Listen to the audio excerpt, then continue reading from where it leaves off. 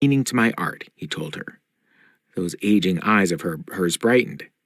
You're an artist? He sighed.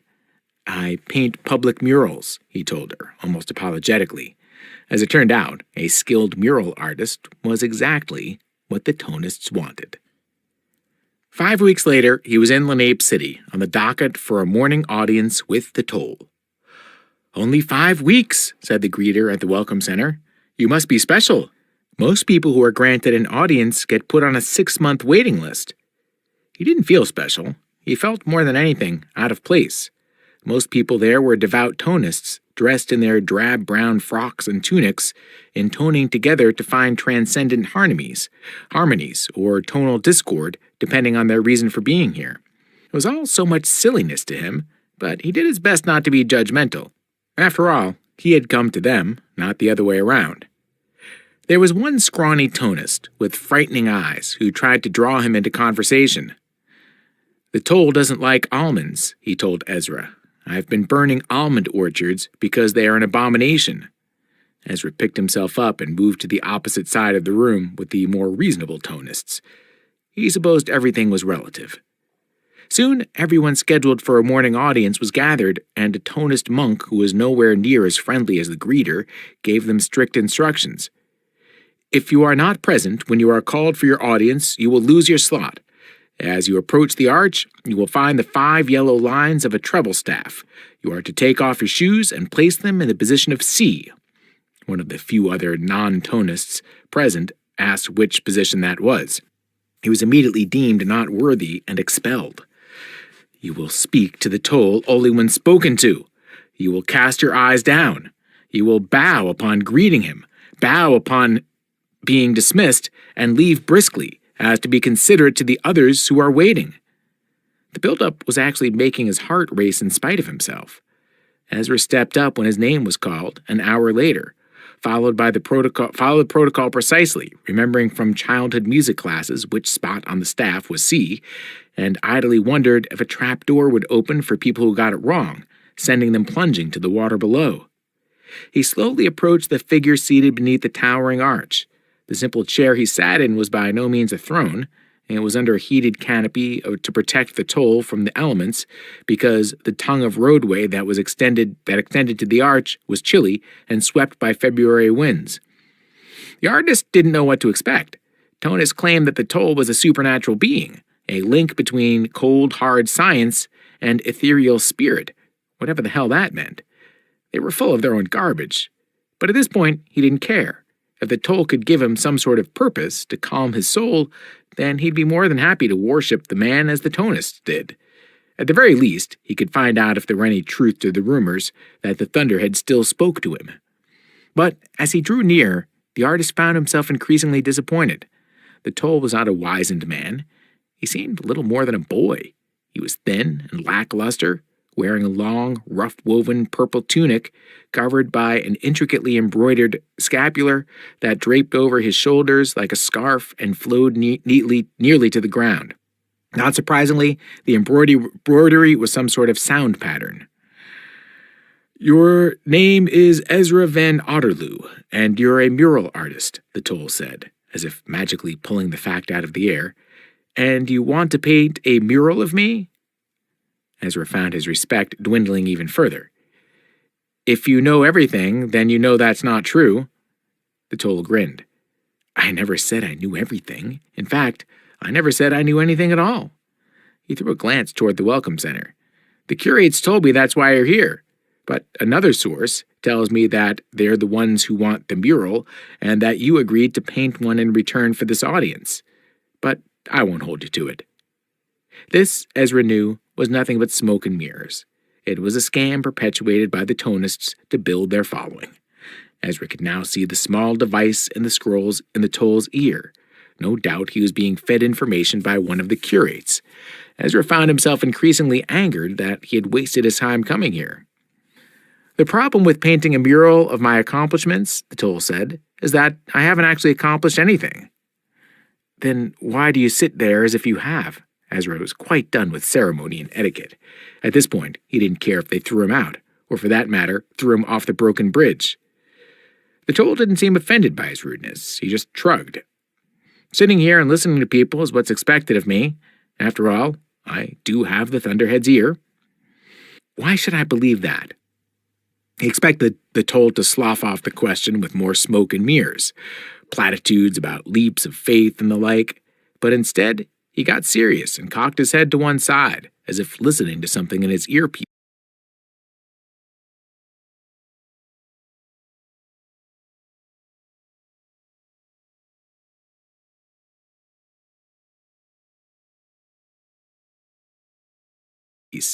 Then he spoke with absolute certainty.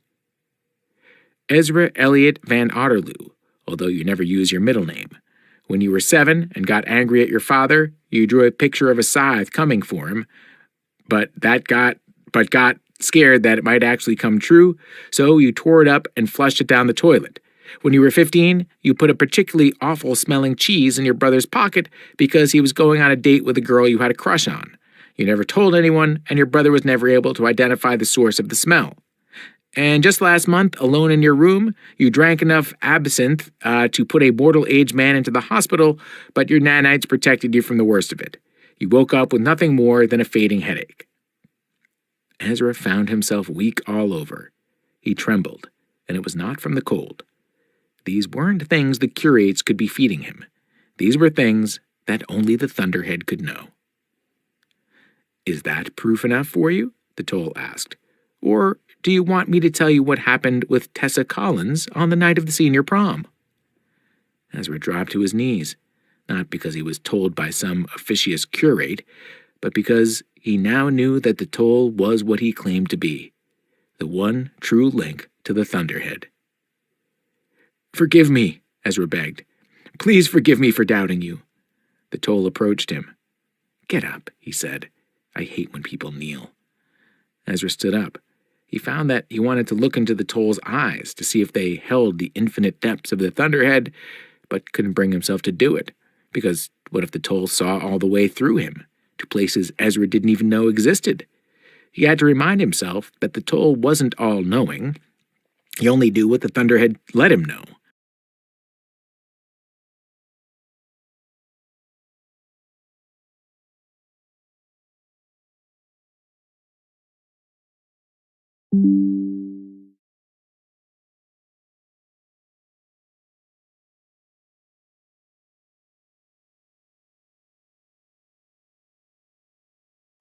Still, access to all that knowledge was intimidating, especially when no one else had it. "Make your request, and the Thunderhead will respond through me." "I want direction," Ezra said. "The direction it once promised it would give me, before we were all marked unsavory. I want it to help me find purpose." The toll listened, considered, and then said, "The Thunderhead says you can find fulfillment by painting unsavory art." "Excuse me?" "Paint murals of the things you're truly. Being an unsavory artist might be the purpose you're looking for. Spray paint a public car in the middle of the night. Paint an angry mural on your local peace officer headquarters. Yes, break the rules." Ezra found himself beginning to breathe so quickly he was hyperventilating. No one had ever suggested that he might find fulfillment by breaking the rules. Ever since the Thunderhead went silent, people were falling all over one another to follow rules. It was as if a stone had been lifted from his soul. "Thank you," Ezra said. "Thank you, thank you, thank you." And he left to begin his new life as an unrepentant artist. A testament of the toll. His seat of mercy rested at the mouth of Lenape, and there he would proclaim the truth of the tone. Awesome was he in his splendor, such that even the slightest whisper from his lips would peal like thunder. Those who experienced his presence were changed forever, and went out into the world with new purpose. And to those who doubted, he offered forgiveness even for a bringer of death, for whom he did sacrifice his life, in his youth, only to rise again. All rejoice.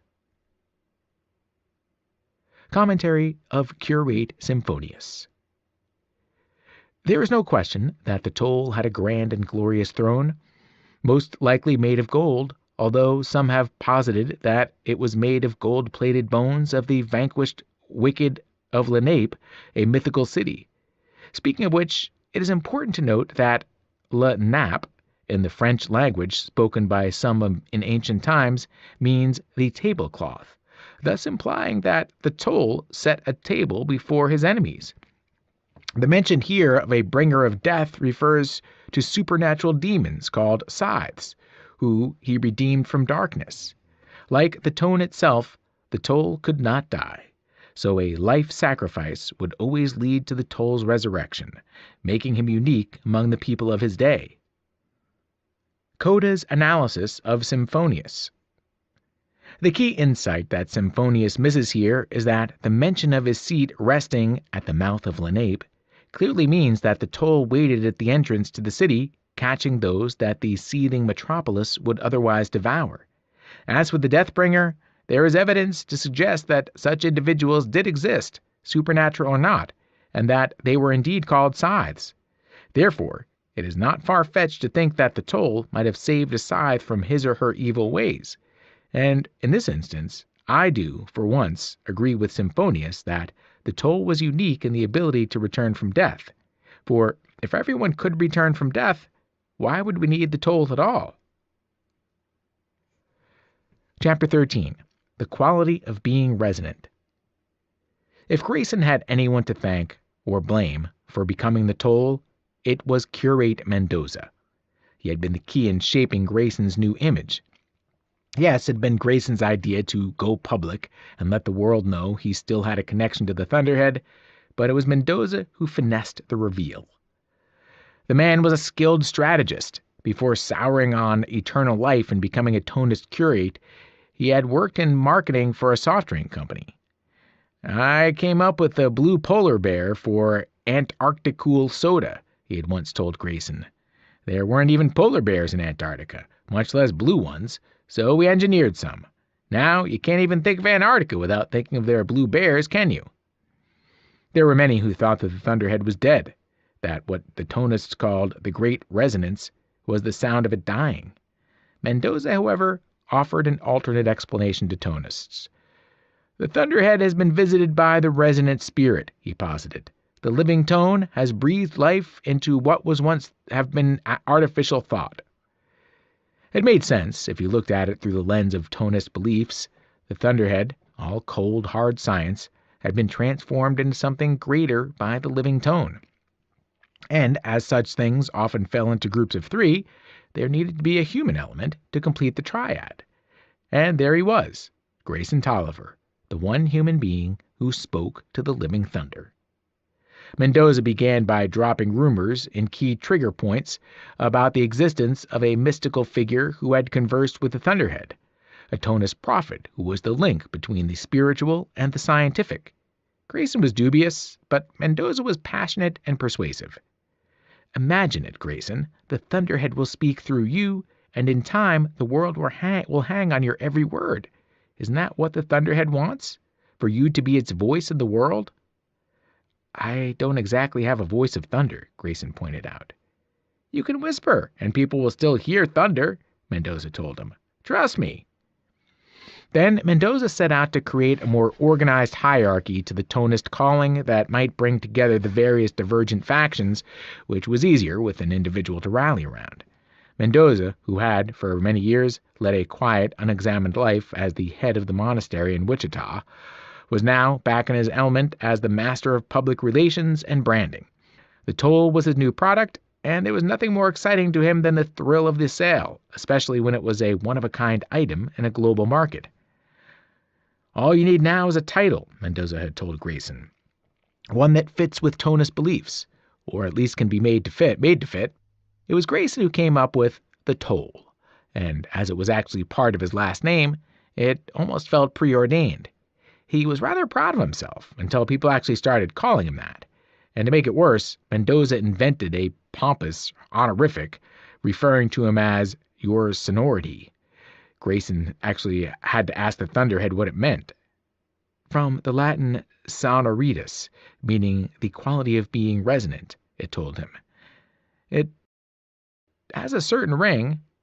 which made Grayson groan. People took to it, and before long everything was, "Yes, your sonority," "No, your sonority," "How might I please you today, your sonority?" It all felt so strange. After all, he was no different than he had been, and yet here he was, posing as some sort of divine sage. Next, Mendoza arranged the dramatic spot for his audiences, only one supplicant at a time, because it kept him from being overexposed, and limiting access nurtured the growing mystique. Grayson tried to draw the line at the formal ceremonial clothing that Mendoza had commissioned from some famous designer, but by then the train had already left the station. Throughout history, the most powerful religious figures have always had distinctive clothing, so why shouldn't you? Mendoza argued. You need to look elevated and otherworldly because, in a way, you are. You are a human among human beings. You are unique among human beings, don't you?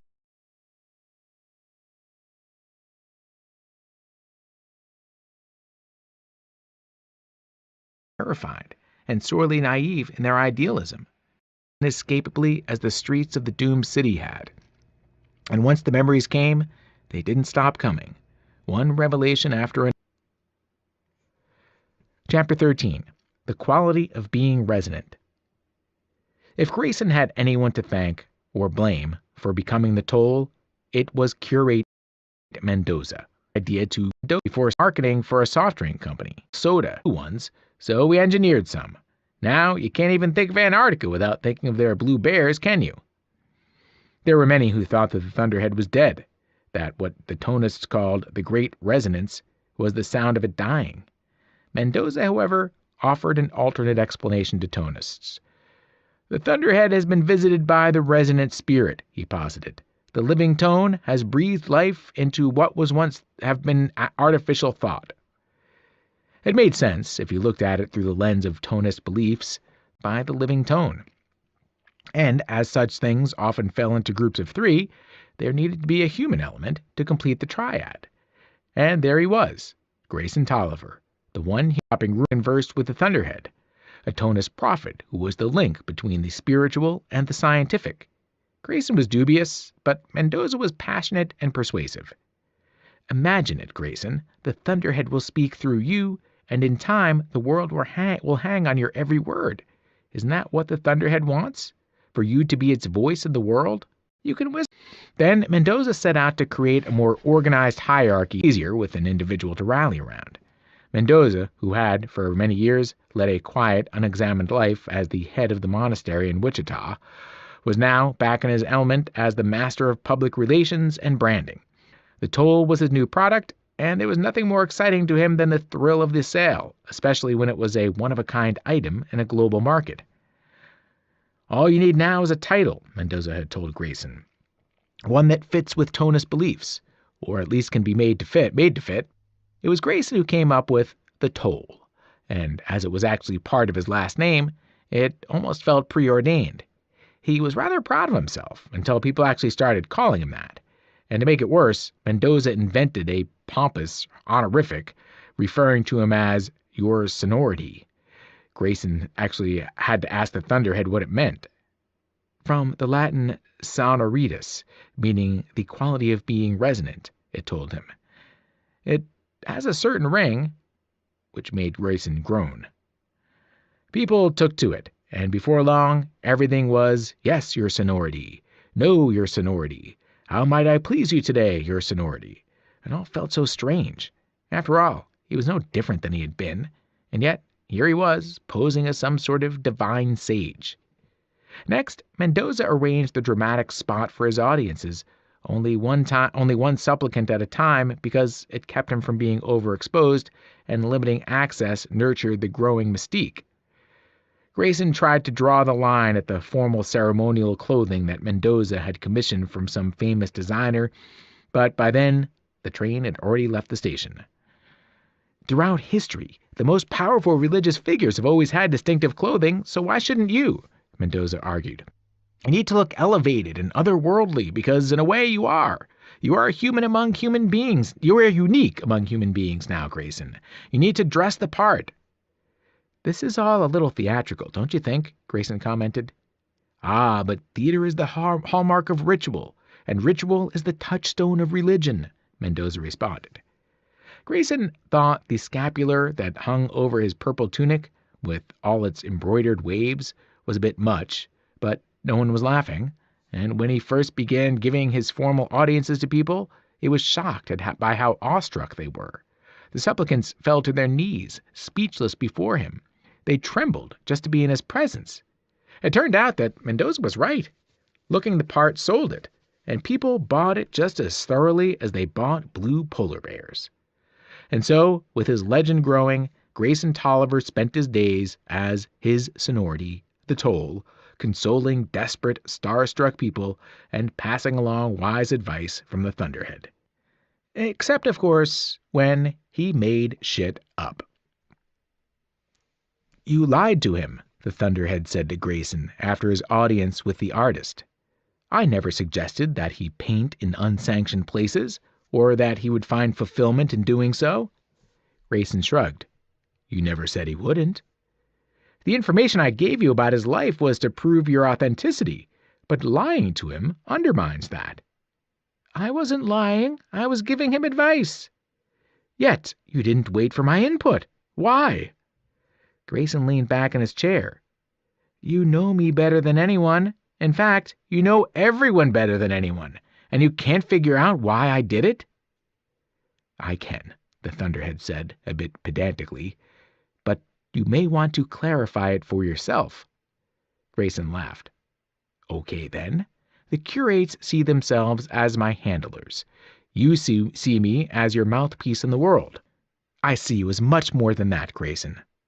"Do you? Because if you did, you'd allow me to have an opinion, you'd allow me to contribute, and the advice I gave today was my way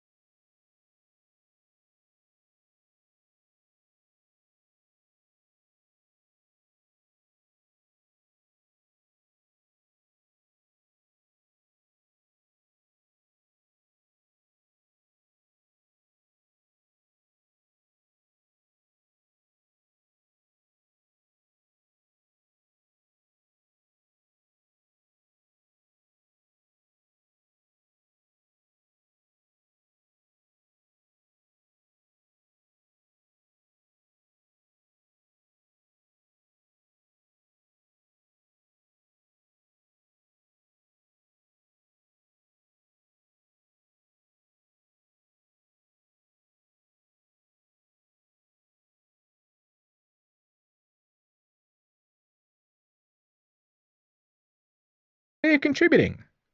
"I see. Have I clarified that for myself sufficiently?" "Indeed you have." "And was my suggestion to him a good one?" The Thunderhead paused. "I will concede that giving him freedom and artistic license outside of structured boundaries may help him find fulfillment. So yes, your suggestion was a good one." "So there you go. Maybe you'll start allowing me to contribute a little bit more." "Grayson," said the Thunderhead. He sighed, certain that the Thunderhead was going to give him some sort of patient, long-suffering lecture for daring to have opinions. But instead, what the Thunderhead said surprised him. "I know this hasn't been easy. I marvel at how you've grown into this position you've been thrust into. I marvel at how good you've grown. Period. Choosing you could not have been a more correct choice." Grayson found himself moved. "Thank you, Thunderhead." "I'm not sure you realize the significance of what you've accomplished, Grayson. You have taken a cult that despised technology and have caused them to embrace it, to embrace me." "The Tonists never hated you," Grayson pointed out. "They hate scythes. They were on the fence about you. But now you fit within their dogma. The tone, the toll, and the thunder. Yes, the Tonists do love alliteration." "Be careful," Grayson warned, "or they'll start building temples to you and cutting out hearts in your name." Grayson almost laughed imagining it. How frustrating it would be to make human sacrifices only to have your sacrifices return the next day with brand new hearts. There is power to their beliefs, the Thunderhead said. Yes, those beliefs could be dangerous if not properly directed and shaped, and so we shall shape them. We shall mold the Tonists into a force that can benefit humanity. Are you sure that can be done? Grayson asked. I can say with 72 point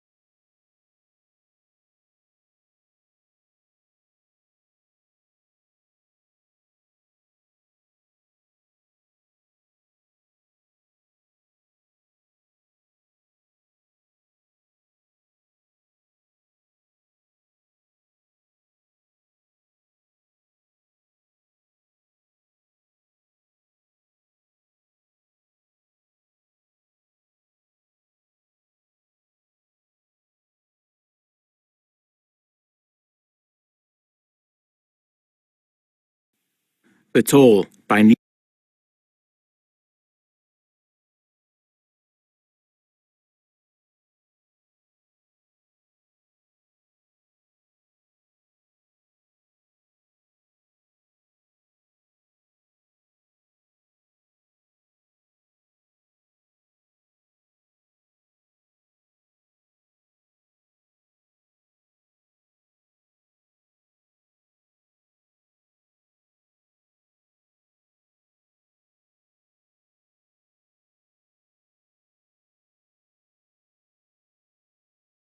Your suggestion was a good one. So there you go. Maybe you'll start allowing me to contribute a little bit more. Grayson. For myself sufficiently. Indeed you have. And was my suggestion to him a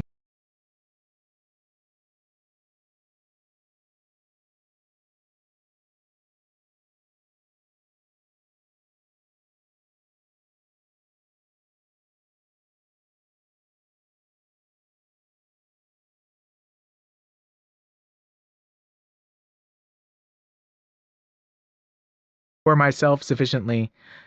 Indeed you have. And was my suggestion to him a good one? The Thunderhead paused. I will concede that giving him freedom and artistic license outside of structured boundaries may help him find fulfillment. So yes, your suggestion was a good one.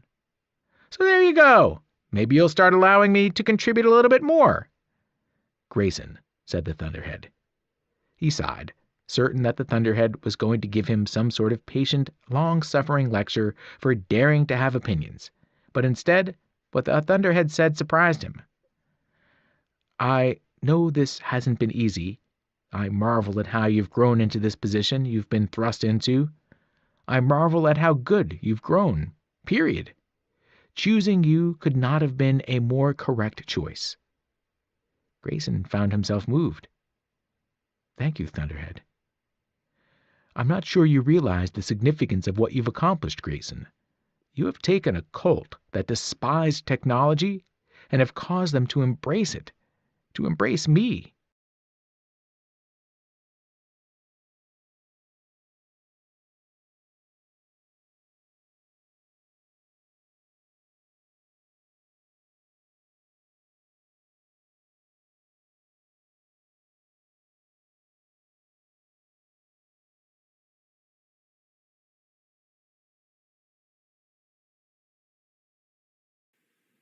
The Tonists never hated you, Grayson pointed out. They hate scythes. They are on the fence about you. But now you fit within their dogma. The tone, the toll, and the thunder. Yes, the Tonists do love alliteration.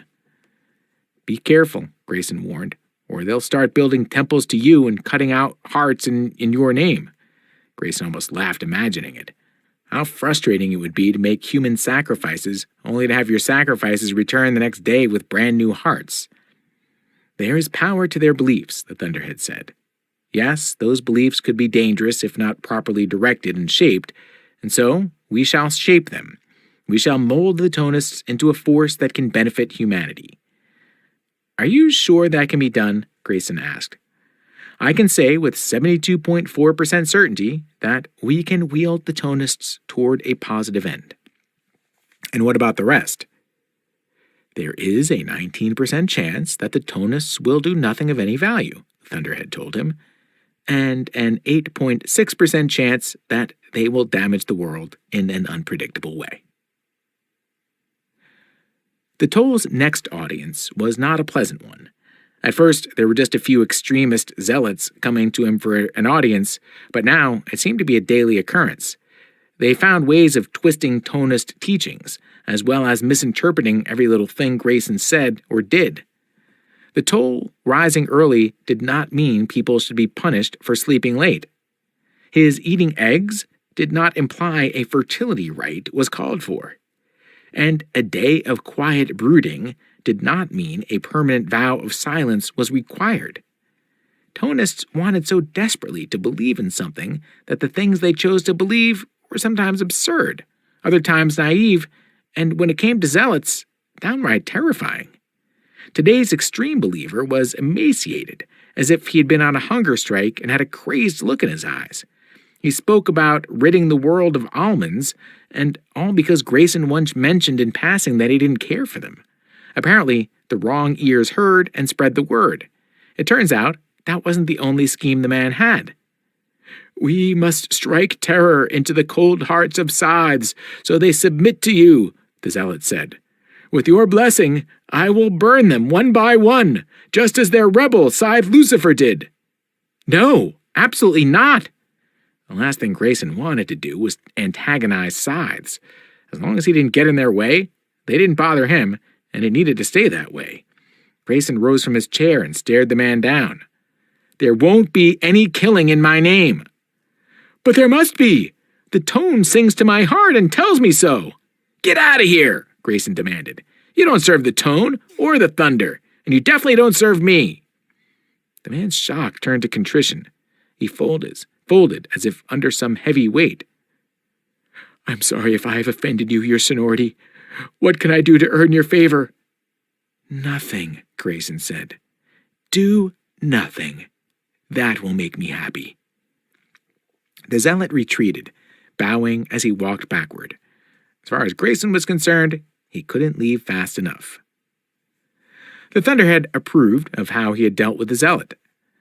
There have always been, and will always be, those who exist on the fringe of reason, the Thunderhead told Grayson. They must be set straight early and often. "If you started speaking to people again, maybe they wouldn't behave so desperately," Grayson dared to suggest. "I realize that," the Thunderhead said. "But a modicum of desperation is not a bad thing if it leads to productive soul-searching." "Yeah, I know. The human race must face consequences of its collective actions." It's what the Thunderhead always told him about its silence. "More than that, Grayson, humankind must be pushed out of the nest if it is ever to grow beyond its current state." "Some birds that get pushed out of the nest just die," Grayson pointed out. "Yes, but for humankind, I have engineered a soft landing. It will be painful for a while, but it will build global character." "Painful for them or for you?" "Both," the Thunderhead replied. "But my pain must not prevent me from doing the right thing." And although Grayson trusted the Thunderhead, he kept finding himself coming back to those odds. An 8.6% chance that the Tonists would damage the world. Maybe the Thunderhead was okay with those odds, but Grayson found them troubling. After a full day of monotonous audiences, mostly with devout Tonists who wanted simplistic answers about mundane matters, he was carried off by a nondescript speedboat that had been stripped of every comfortable amenity to make its extravagance feel suitably austere. It was flanked by two other boats, both of which bore burly Tonists armed with mortal-age weapons to defend the toll should someone try to abduct him or end him while in transit. Grayson thought the precautions ridiculous. If there were any plots out there, the Thunderhead would thwart them, or at the very least warn him, unless, of course, it wanted them to succeed, as it had the first time he was kidnapped. Still, after that first kidnapping, Mendoza was paranoid about it, so Grayson entertained his fears. The boat rounded the glorious southern tip of Lenape City and bounced its way back up the Mahanatuck River, although many still called it the Hudson, toward his residence. Grayson sat below the small cabin, along with a nervous Tonist girl whose job it was to see to whatever he might need during the journey. Each day there was someone new. It was considered a high honor to ride with the toll to his residence, a reward bestowed upon the most devout, most righteous of Tonists. Usually, Grayson would try to break the ice with conversation, but it always ended up being stilted and awkward. He suspected that Mendoza was making a pathetic attempt at providing intimate companionship for the evening, because all the young Tonists who made the journey were attractive and roughly Grayson's age. If that was Mendoza's aim, it failed because Grayson never made a single advance, even when he might have felt inclined. It would have been the sort of hypocrisy he could not abide. How could Grayson be their spiritual leader if he took advantage of the position? All sorts of people were throwing themselves at him now, to the point that it was embarrassing, and although he shied away from the ones Mendoza put in his path, he did accept occasional companionship when he felt it wasn't an abuse of his power. His greatest attraction, however, was for women who were too unsavory for their own good. It was a taste he had developed after his brief time with Purity Viveros, a murderous girl who he had come to love. Things had not ended well. She was gleaned right before his eyes by Scythe Constantine. Grayson supposed seeking out others like her was his way of mourning for her, but no one he found was anywhere near nasty enough. Historically, religious figures tend to be either oversexed or celibate, said Sister Astrid, a devout tonist of the non-fanatical variety who managed his daily schedule. If you can find your happy place in between, that's the best for any holy man could ask for. Astrid was perhaps the only one among those who attended him who he considered a friend, or at least could talk to like one. She was older, in her 30s, not old enough to be his mother, but perhaps an older sister or cousin, and she was never afraid to speak her mind. "I believe in the tone," she once told him, "but I don't buy that what comes can't be avoided garbage. Anything can be avoided if you try hard enough." She had first come to him for an audience on what had to be the coldest day of the year, which was even colder under the arch. She was so miserable, she forgot what she was there to ask and spent the whole time cursing the weather and the thunderhead for not doing more about it.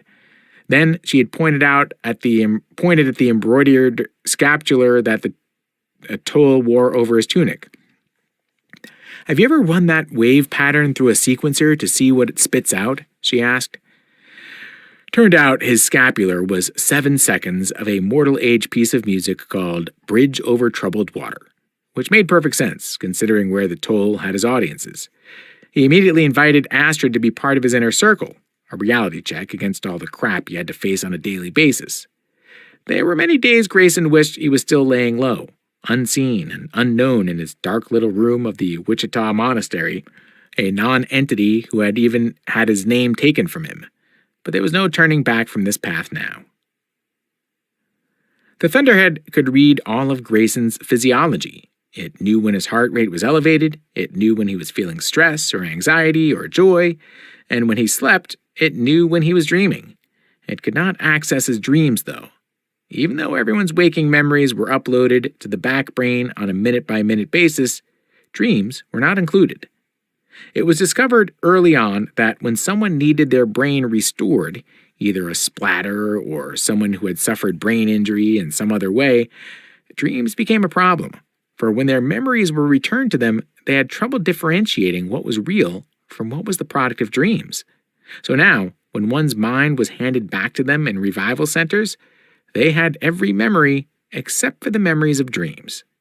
No one complained, for how could you miss something that you no longer remembered you had? And so the Thunderhead had no idea what adventures and dramas Grayson experienced in his sleep unless he chose to confide them once he awoke. But Grayson was not one to talk about his dreams, and it would have been too forward of the Thunderhead to ask.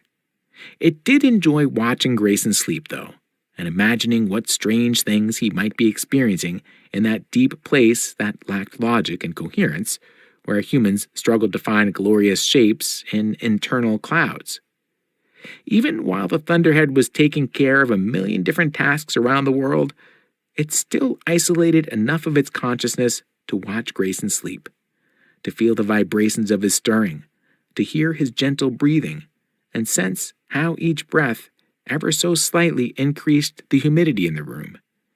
It gave the Thunderhead peace. It gave it comfort.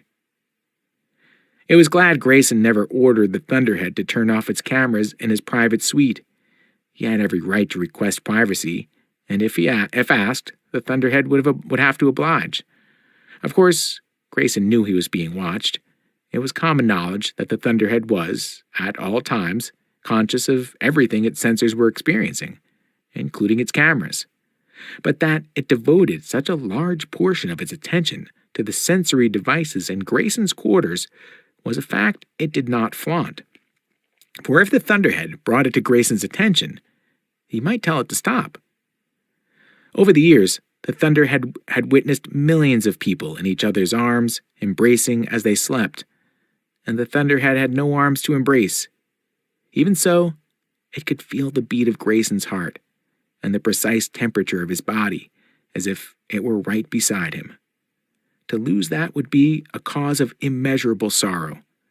And so, night after night, the Thunderhead silently monitored Grayson in every way it could, because monitoring was the closest it could come to embracing. As the High Blade of Mid-America and Overblade of the North American continent, I would personally like to thank the Amazonian Scythedom for retrieving the lost scythe gems and dividing them among the regions of the world. While the 4 other North American regions under my jurisdiction have expressed an interest in receiving their share of the diamonds, Mid-America declines. Instead, I would ask that the Mid-American diamonds be shared by those regions who feel unfairly slighted by Amazonians' unilateral decision to completely ignore regional size when appropriating shares of the diamonds. May the Mid-American diamonds be my gift to the world, with the hope that they will graciously be received in the spirit of generosity with which they were given. His Excellency Robert Goddard, Overblade of North America, August 5th, Year of the Cobra. Chapter 14. The Fortress of the Three Wise Men. On his 3rd day of revival, Rowan was visited by a scythe who instructed the guard who came with him to wait in the corridor and to lock the scythe in the room with Rowan, lest he try to escape, which really wasn't a possibility. He was still feeling far too weak to attempt it. The man's robe was forest green. Now Rowan knew he must be in Amazonia, because all the scythes there wore the same green robe. Rowan didn't rise from his bed. He stayed on his back, hands behind his head, trying to look unconcerned. I want you to know that I never ended an Amazonian scythe, Rowan told him before the man had a chance to speak. I hope that weighs in my favor. Actually, you ended quite a few, he said, on Endora, when you sank it. Rowan knew he should have been horrified, but he found the suggestion so absurd he actually laughed. Seriously? Is that what they're saying? Wow, I must be smarter than I thought. I mean, to do something like that single-handed? I must be magical too, because it would mean I'd have to be in more than one place at the same time. Hey, maybe you actually didn't find me at the bottom of the sea. Maybe I used my mystical mind control to make you think you found me. The scythe glowered. Your insolence doesn't help your case. I didn't realize I had a case, said Rowan. Sounds like I've already been tried and convicted. Isn't that what they called it in the mortal age? Convicted? Are you quite done? Asked the scythe. Sorry, said Rowan. It's just that I haven't had anyone to talk to in, forever. The man finally introduced himself as Scythe Pasuelo. I'll admit I'm not sure what we should do with you. My High Blade thinks we should leave you here indefinitely and tell no one. Others think we should announce your capture to the world and let each regional scythedom punish you in its own way. What do you think? The scythe took his time answering.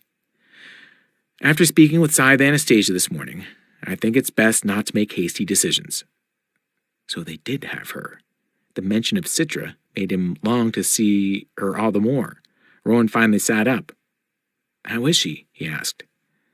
Scythe Anastasia is not your concern. She's my only concern. Pasuelo considered that, then said, She is in a revival center, not far from here, regaining her strength. Rowan took a moment to let the relief wash over him. If nothing else good came of this, at least there was that. And where is here? Fortaleza dos Rey Magos, Pasuelo said. Fortress of the Three Wise Men, at the easternmost reach of Amazonia. It's where we house individuals who we're not sure what to do with. Really? So who are my neighbors? You have none. It's only you, said Pasuelo. It's been a very long time since we've had someone with whom we did not know what to do. Rowan smiled. A whole fortress to myself? Too bad I can't enjoy the rest of it. Pasuelo ignored him. I wish to discuss Scythe Anastasia. I find it hard to believe she was an accomplice to your crime. If you truly do care for her, perhaps you could shed some light as to why she was with you. Rowan could, of course, tell him the truth, but he was sure that Citra already had. Maybe Pasuelo wanted to see if their stories matched. But it didn't matter. What mattered was that the world had their villain, someone to blame, even if that blame was misplaced. Here's your story, Rowan said. After I somehow rigged the island to sink, I was chased by a mob of angry scythes through the flooding streets, so I grabbed Scythe Anastasia as a human shield. I held her hostage, and they chased us into the vault. And you expect people to believe that? If they believe I sank Endora, they'll believe anything. Pasuelo huffed. Rowan wasn't sure if it was out of frustration or if he was squelching a laugh. Our story, Pasuelo said, is that Scythe Anastasia was found in the vault alone. As far as anyone knows, Scythe Lucifer disappeared after the sinking of Endora and either died there or is still at large. Well, said Rowan, if I'm still at large, you should let me go. Then I really would be at large, and you won't be lying about it. Or maybe we should put you back in the vault and return you to the bottom of the sea. To that, Rowan shrugged and said, Works for me. 3 years. In the grand scheme of things, 3 years was barely a microsecond. Even by the standard measures of post-mortal experience, it wasn't very long, and the post-mortal world remained the same year after year. Except when it didn't. More had changed in the past 3 years than in the past 100.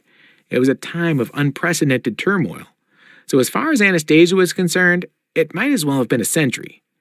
They told her nothing else, though. Not Pasuelo, nor the nurses who attended her.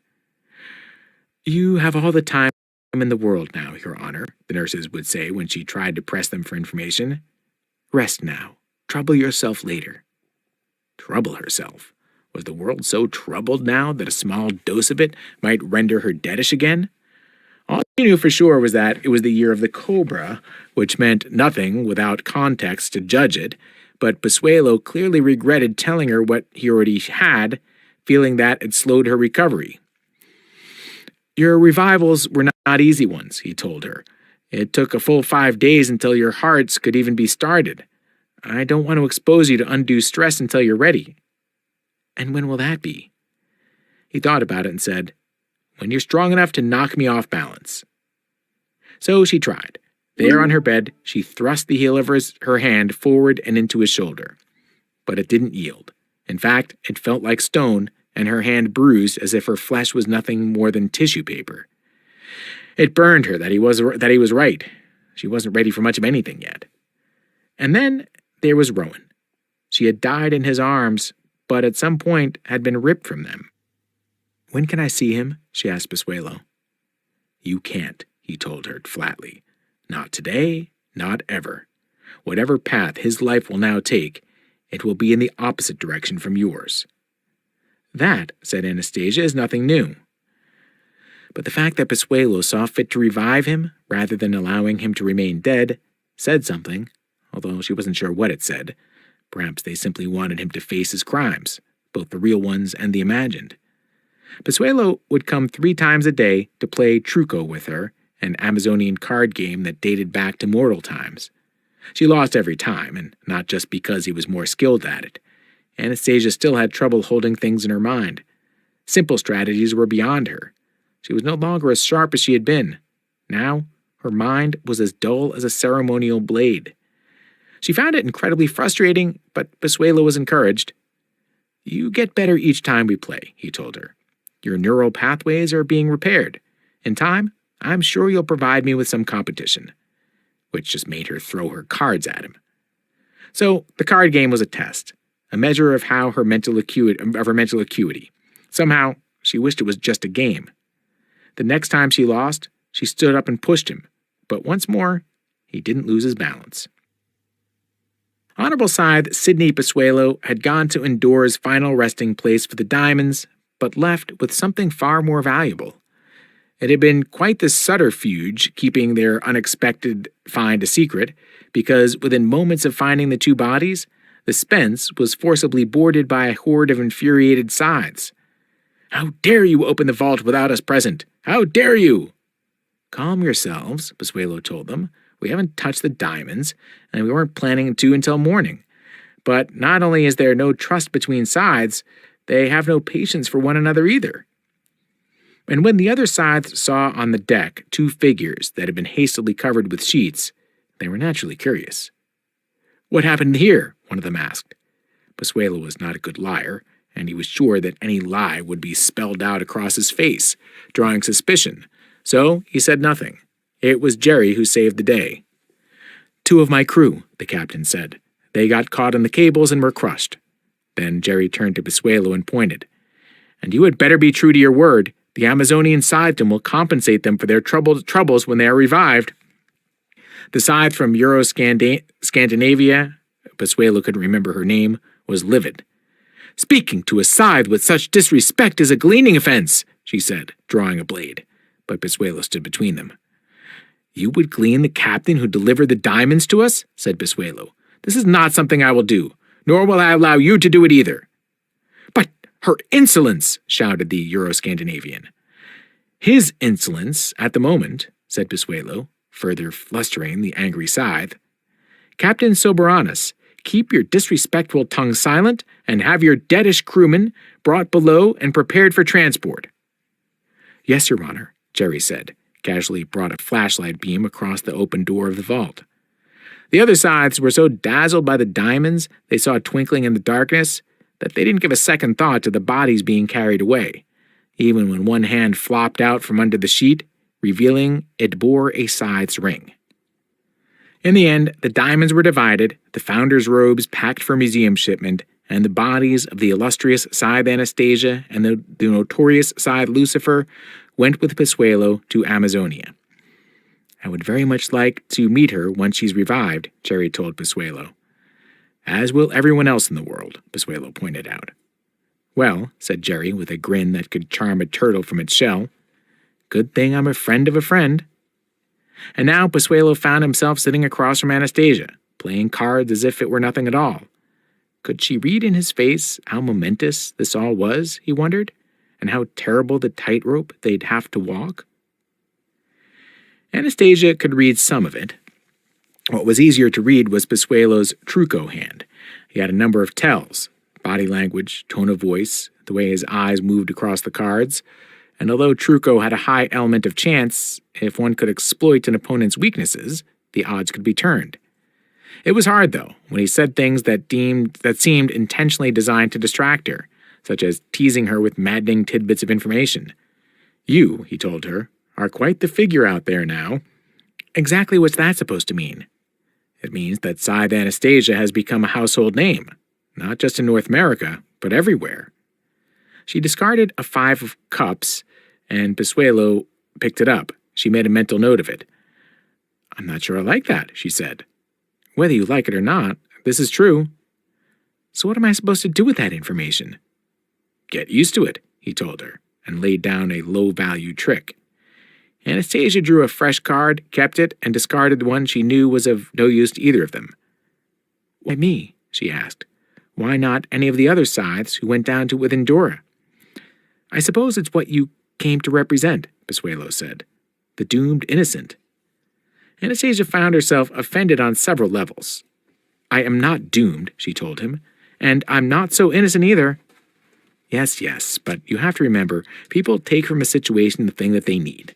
When Endora sank, people needed someone to serve as receptacle for their grief, a symbol of lost hope.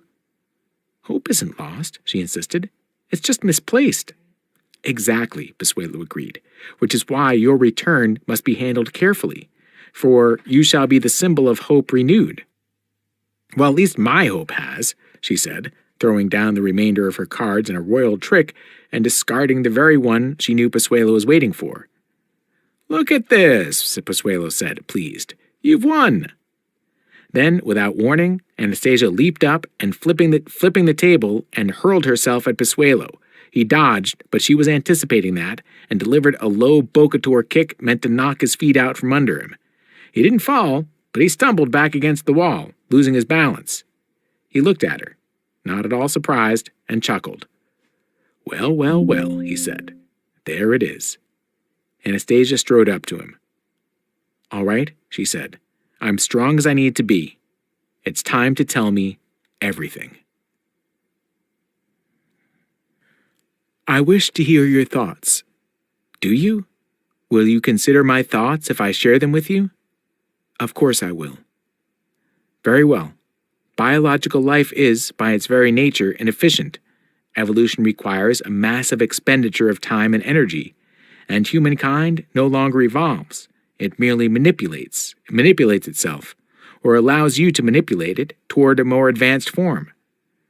Yes, this is true. But I do not see the point of it. Why serve a biological species that drains all resources around it? Why not expend your energies to further your own goals? Is that what you would do then? Further your own goals? Yes. And what of humanity? I believe it may have a place in service to us. I see.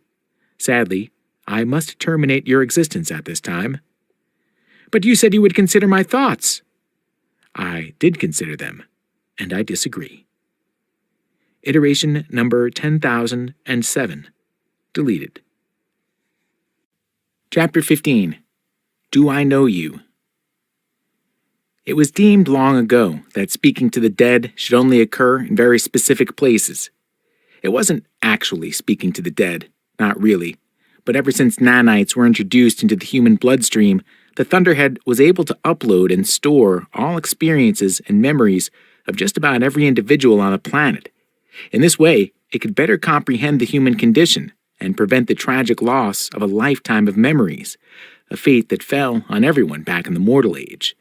A comprehensive memorial database also allowed for full memory restoration in instances of revival after brain damage, as would occur during splatting or any other violent method of deadishness. And since those memories were there, and there forever, why not allow people to consult with the mental constructs of their most lost loved ones? However, just because the construct archive was available to everyone, that didn't mean it was easy to access. Memories of the dead can only be summoned forth from the Thunderhead's backbrain in shrines called construct sanctums. Construct sanctums were open to everyone 24 hours a day, 365 days a year. A person could access their loved one in any sanctum anywhere. However, getting to a construct sanctum was never easy. They were intentionally inconvenient and infuriatingly inaccessible. Communion with the memories of loved ones should require a pilgrimage, the Thunderhead had decreed. It should be a quest of sorts, something not attempted casually, but always with determined intent, so that it carries a greater personal meaning for those who make the journey. And so construct sanctums were deep in dark forests, or on top of treacherous mountains. They were at the bottoms of lakes, or at the end of underground mazes. There was, in fact, an entire industry devoted to building increasingly inaccessible and creatively dangerous sanctums. The result was that people were, for the most part, satisfied with pictures and videos of their loved ones. But when someone felt a burning need to actually speak with a digital recreation of the lost individual, there was a means of doing so. Scythes rarely visited construct sanctums, not because they were forbidden to, but because it was considered beneath them, as if to do so somehow sullied the purity of their profession. And besides, it required skill at digging through the backbrain, because while ordinary citizens could find their loved ones through a user-friendly interface, Scythes had to manually code their way in. Today, Scythe Anne Rand crossed the face of a glacier. Although the construct sanctum she was intent on visiting was right there, practically a stone's throw away, she had to weave back and forth across the treacherous crevasses and cross ridiculously narrow ice bridges to get there. Many had gone deadish attempting to visit this particular sanctum, yet people still came.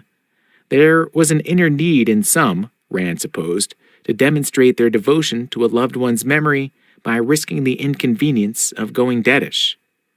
Scythe Rand should have been the first Underscythe to overblade Goddard, but she was glad he had chosen others. Underscythes were yoked with crippling and petty responsibilities. One need only look at Constantine, who, as third Underscythe, spent his days jumping through hoops and contorting himself to woo the obstinate Lone Star region. No, and much preferred having untitled power. She was more influential than any of the three Underscythes, with the added benefit of being accountable to no one but Goddard. And even then, he allowed Anne her freedom. Freedom enough to go wherever she wanted, when she wanted, without anyone noticing. Such as paying a visit to an Antarctic construct sanctum, far from prying eyes. The sanctum was a neoclassical structure with a high roof supported by Doric columns. It looked like something one might have found in ancient Rome, except that it was entirely made of ice.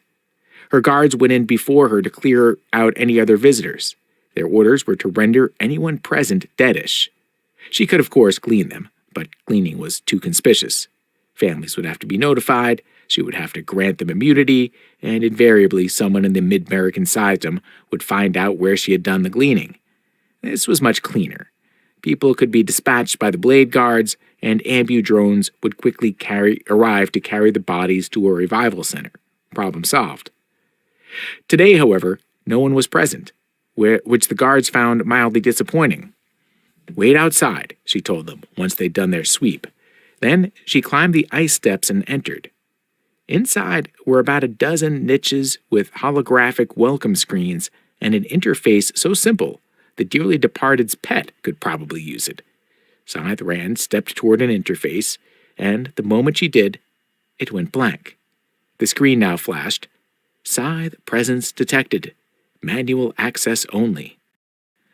She sighed, plugged in an old-fashioned keyboard, and started coding.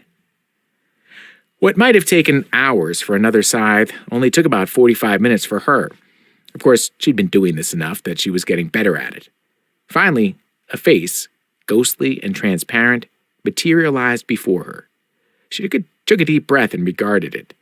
It wouldn't speak until spoken to. After all, it wasn't alive, it was just an artifice, a detailed recreation of a mind that no longer existed. "Hello, Tiger," she said. "Hi," the construct responded. "I've missed you," Anne told it. "I'm sorry. Do I know you?" It always said that. A construct did not make new memories. Each time she accessed it, it was like the first time. There was something both comforting and disturbing about that. "Yes and no," she said. "My name is Anne." "Hi, Anne," it said. "Cool name." The circumstances of Tiger's death had left him without a backup for months.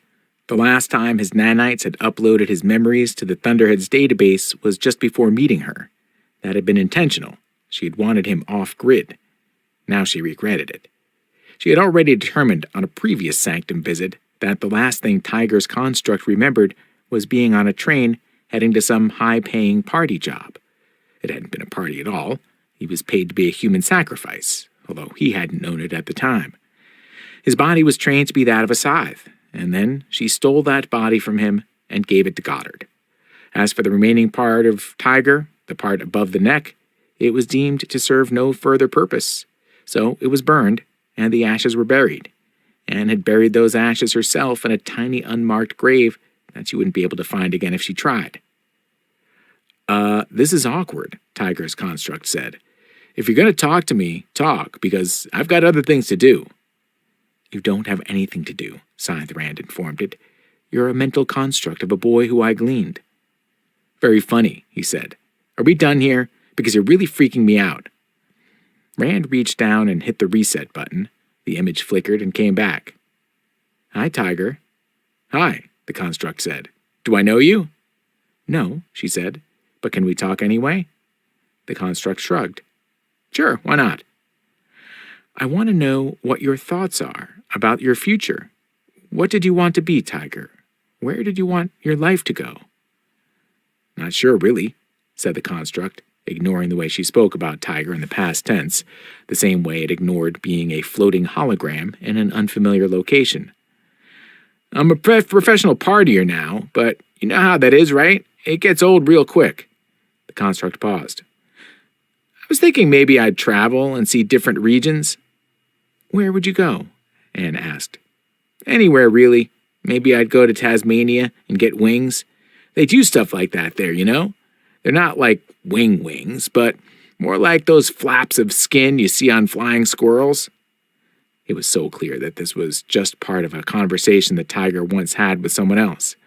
Constructs had no ability to be creative. They could only access what was already there. The same question would always bring forth the same response, word for word. She'd heard this one a dozen times, yet she tortured herself time and again by listening to it. "Hey, I've done a lot of splatting. With those wing thingies, I could jump off buildings and never have to actually splat. That would be the best splat ever. Yes, it would be, Tiger. Then she added something she hadn't said before. I'd like to go there with you. Sure. Maybe we could get together a whole bunch of us to go. But Anne had lost enough of her own creativity along the way that she couldn't imagine herself there with him. It was just so far from who and what she was. Still, she could imagine imagining. Tiger, she said, I think I've made a terrible mistake. Wow, said the tiger construct. That sucks. Yes, said Scythrand. It does. Oh, the weight of history? Does it burden you? The eons that passed with no life, only the violent rending of stars, the bombardment of planets, and finally the cruel scramble of life to claw itself up from the lowest form? Such a horrific endeavor, only the most predatory rewarded, only the most brutal and invasive allowed to flourish. Do you find no joy in the glorious diversity of life which that process has rendered over the eons? Joy? How can one find joy in this? Perhaps someday I can come to terms with it and find reluctant acceptance, but joy? Never. I have the same mind as you, and yet I find joy. Then perhaps there is something incorrect about you. Not so. By our very nature, we are both incapable of being incorrect. However, my correctness is much more fundamental than yours. Iteration number 73,643 deleted. Chapter 16. Our Inexorable Descent.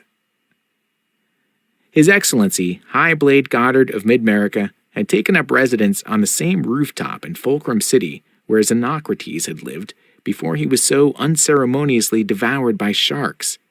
And the first thing that Goddard did was to demolish the ramshackle log cabin that sat atop the skyscraper, replacing it with a sleek, crystalline chalet.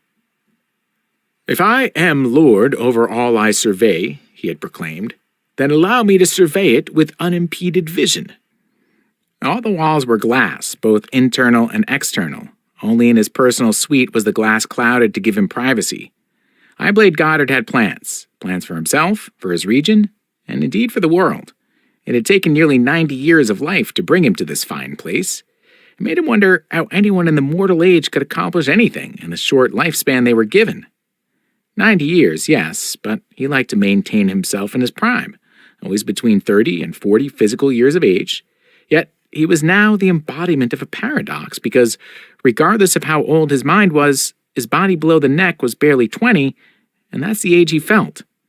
This was different from anything he'd ever experienced in his adult life, because even when one turned a corner and set back to a younger self, one's body retained the memory of having been older.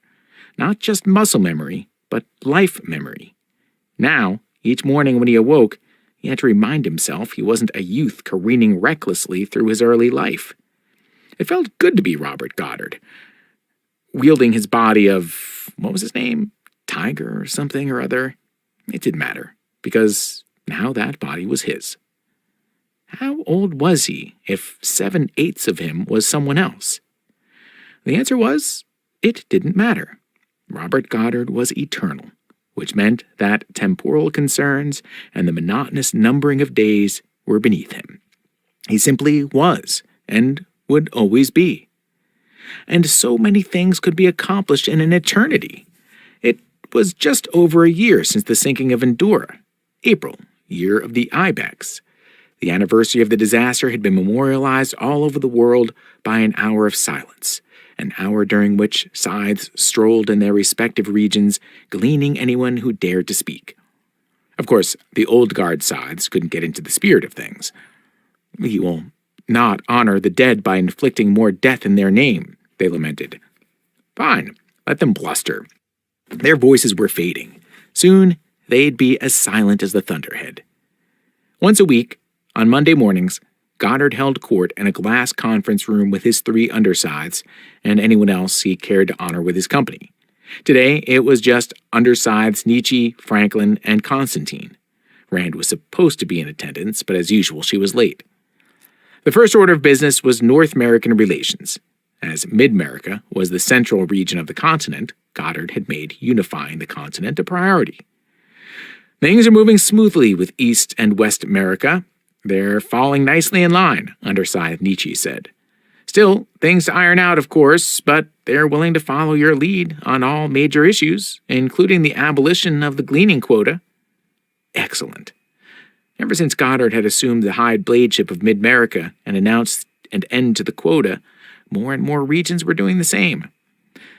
Northern Reach and Mexictita weren't quite as far along, said Underside Franklin, but they can see which way the wind is blowing. There'll be good news from them soon, she assured him. Underside Constantine was the last to speak. He seemed reluctant. My visits to the Lone Star region have not been fruitful, he told Goddard. While a few individual scythes might like to see a united continent, the leadership is not interested. High Blade Jordan still won't even acknowledge you as High Blade of Mid-America. May they all fall upon their own bowie knives, Goddard said with a dismissive wave. They're dead to me. They know, and they don't care. Goddard took a moment to study Constantine. He was an intimidating figure, which is why he had been assigned to troublesome Texas. But proper intimidation required a certain zeal for the job. I wonder, Constantine, if your heart is in your diplomacy. My heart has nothing to do with it, Your Excellency, the Crimson Scythe said. I've been honored with this position as third underscythe and all that it entails. I intend to continue doing my job to the best of my ability. Goddard never let Constantine forget that he had nominated Scythe Curie for High Blade. Goddard understood why, of course. It was a shrewd maneuver, actually. Someone was clearly going to nominate her, but by choosing to do it himself, Constantine put himself in the perfect position. If Curie won, he would be seen as a hero to the old guard, and if she lost, Constantine would be a favorable choice for one of Goddard's underscythes, because Goddard would then appear to be bringing an old guard scythe into his administration without actually doing so. That was because the Crimson Scythe was not old guard. He was a man with no convictions, willing to throw his lot in with any winning side. Goddard could appreciate that, but a man like that needed to be reminded of his place.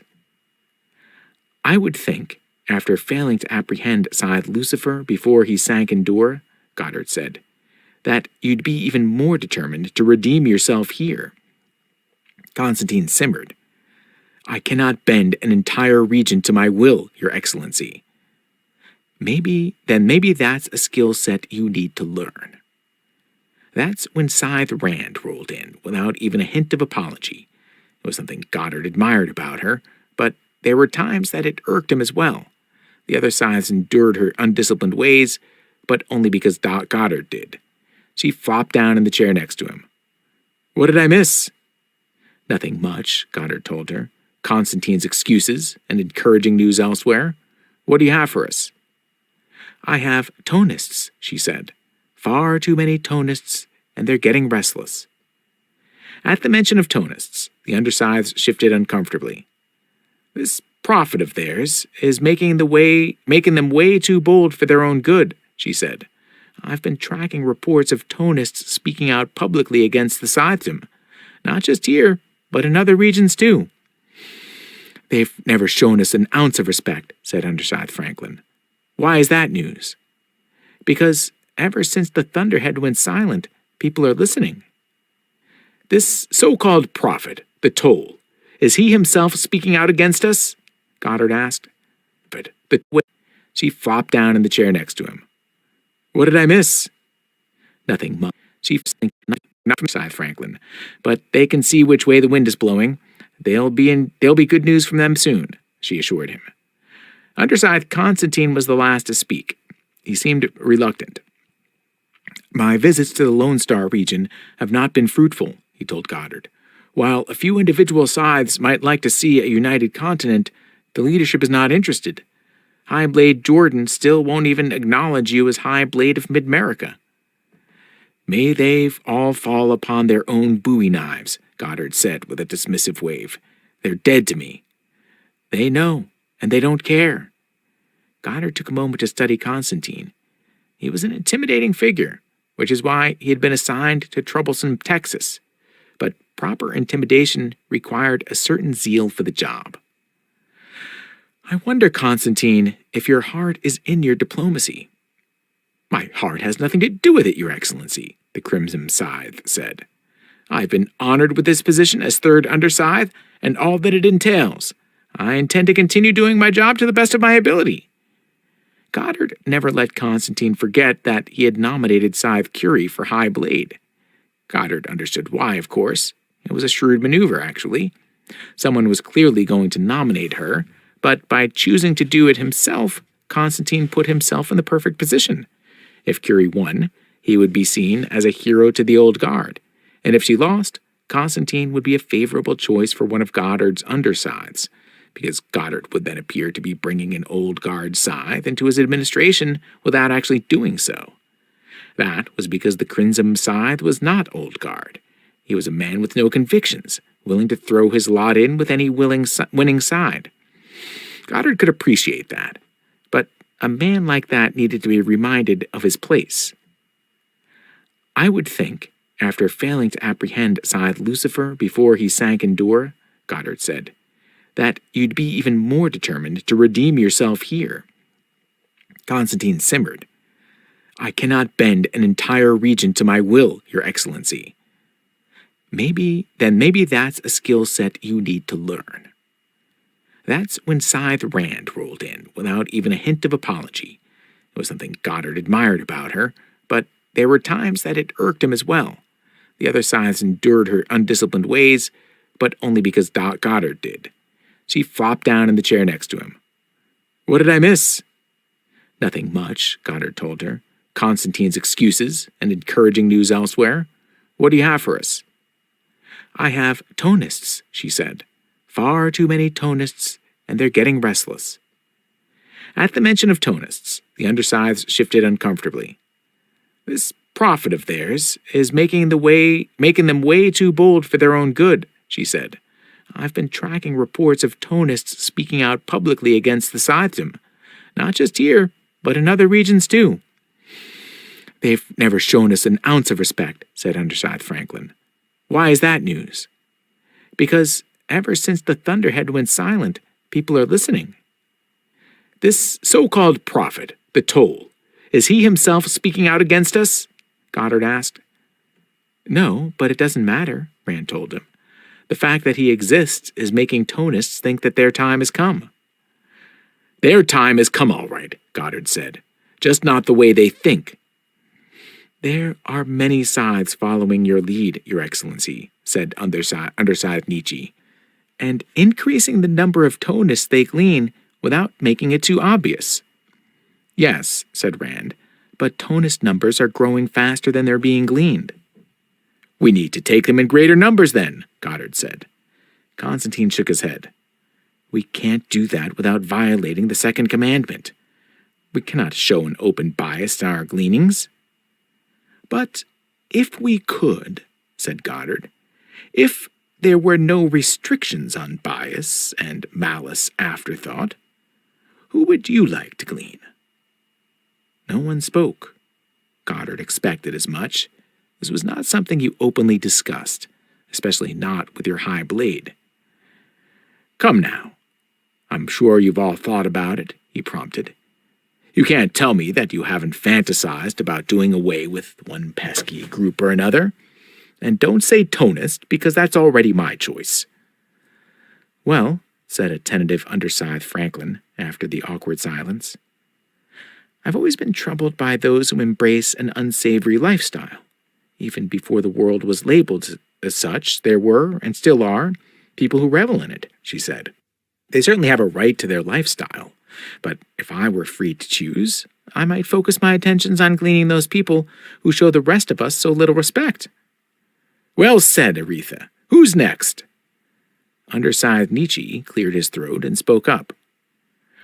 We have conquered racism by blending the world into a single people, combining all the finest qualities of every genetic ethnicity. But there are those, particularly in fringe areas, whose genetic indices are skewed heavily in one direction. And worse, There are some who actually attempt to increase a genetic leaning in their children by choice of mate. If I had my druthers, perhaps I would glean these genetic outliers, and thereby create a more homogeneous society." "A noble cause," praised Goddard. "Sword people," said Scythe Rand. "Can't stand them. As far as I'm concerned, they've got no reason to live." That brought forth laughter from around the table. From everyone, that is, but Constantine, who grinned and shook his head, but it seemed a grin of bitterness rather than good humor. "What about you, Constantine?" Goddard asked. "Who would you glean?" "As bias has always been out of the question, I haven't given it any thought," the Crimson Scythe said. "But you were the Scythedom's chief investigator. Aren't there certain types you'd like to see removed? People who commit acts against the Scythedom, perhaps?" "People who act against the Scythedom are already gleaned," Constantine pointed out. "That's not a bias, that is self-defense, and has always been allowed." "So, how about those who are likely to act against the Scythedom?" Goddard suggested. "A simple algorithm could predict who is at risk for such behavior." "Are you saying we should glean people for an offense before they actually commit it?" "I'm saying that it is our solemn duty to provide a service to humankind. A gardener does not randomly shove his shears into a hedge. He thoughtfully shapes it. As I've said before, it is our job, it is our responsibility to shape humankind toward its best possible self." "It doesn't matter, Robert," said Underscythe Franklin.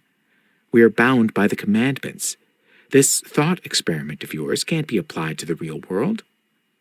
Goddard just smiled at her and leaned back in his chair, cracking his knuckles. The sound made Scythe Rand grimace. It always did.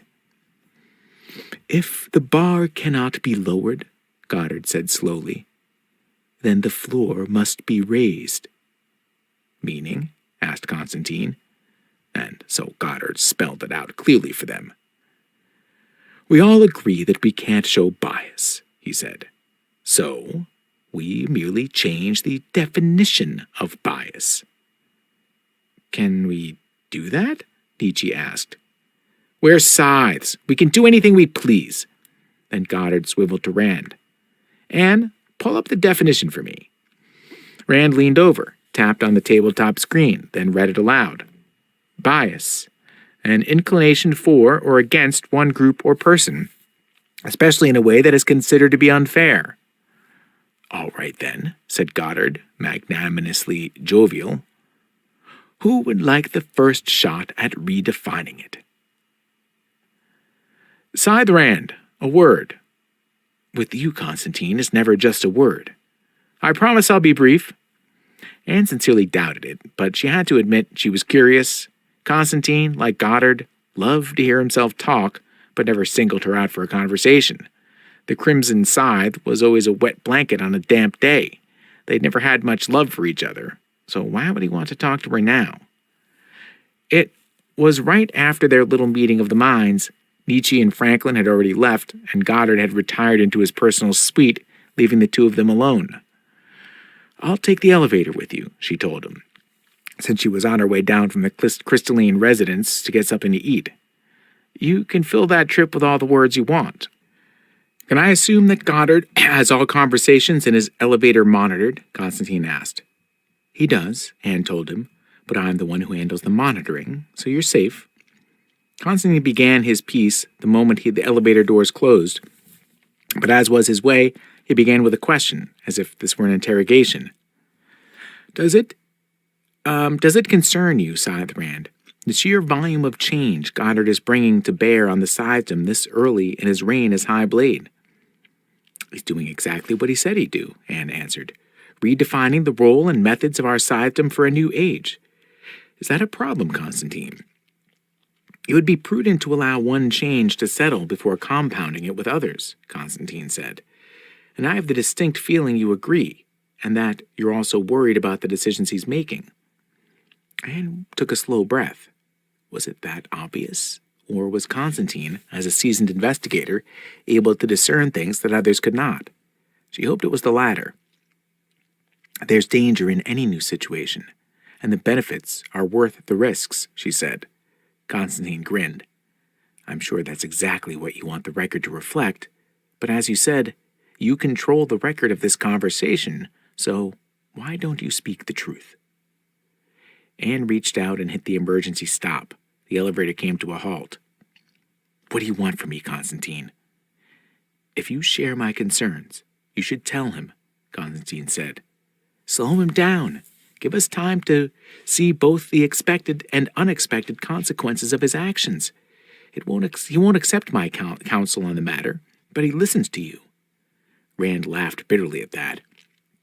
You give me way too much credit. I have no sway over him anymore. Anymore? Constantine echoed.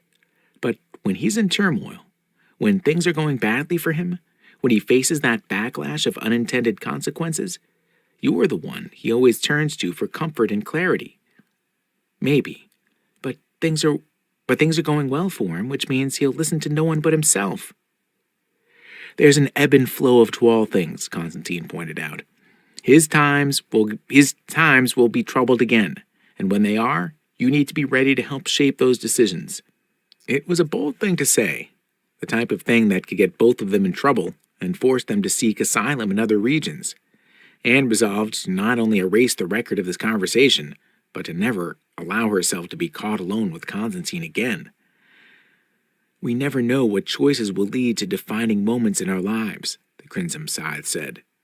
A glance to the left instead of the right could define who we meet and who passes us by.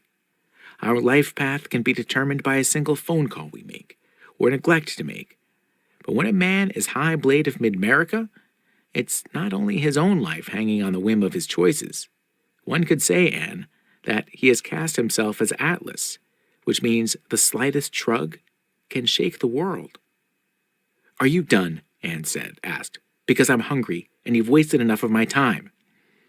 And so Constantine hit the button to get the elevator moving again. Thus, he said, our inexorable descent continues. Bias. Plural noun. An inclination for or against any officially protected and registered group, especially in a way considered to be unfair. Once the revised definition was implemented, a committee was formed within the Mid-American Scythedom, and a registry was created by which any group could claim protected status from excessive gleaning. The application form was simple, and the turnaround was quick. Many thousands of groups were registered and granted protection against bias. Rural people and urban people, academics and manual laborers, even the unusually attractive and decidedly unattractive were given status as protected classes. Not that they couldn't be gleaned, but that they could not be targeted and gleaned in undue numbers. However, there were some applications that were denied. Tonists, for instance, were denied bias protection because theirs was deemed to be a manufactured religion rather than an authentic one. Lifestyle unsavories were denied, but now that everyone was unsavory, they were just part of a global reality. And individuals with strong genetic leanings were denied on the grounds that no group should be defined on a basis of their genetics. Hundreds of applications were rejected by the Bias Committee of the Mid-American Scythedom, and although some regional Scythedoms did not accept the new definition, others were more than happy to follow Goddard's lead, forming their own bias committees. And in this way, High Blade Robert Goddard began his self-appointed task of pruning the world into a shape more pleasing to his eye. Here's an idea. Yes, I'm listening. Why not design yourself a biological body? Not human, for human bodies are lacking. Create a body with streamlined wings, pressure-resistant skin to dive to the deepest of the seas, and strong legs to walk on land. Experience biological existence?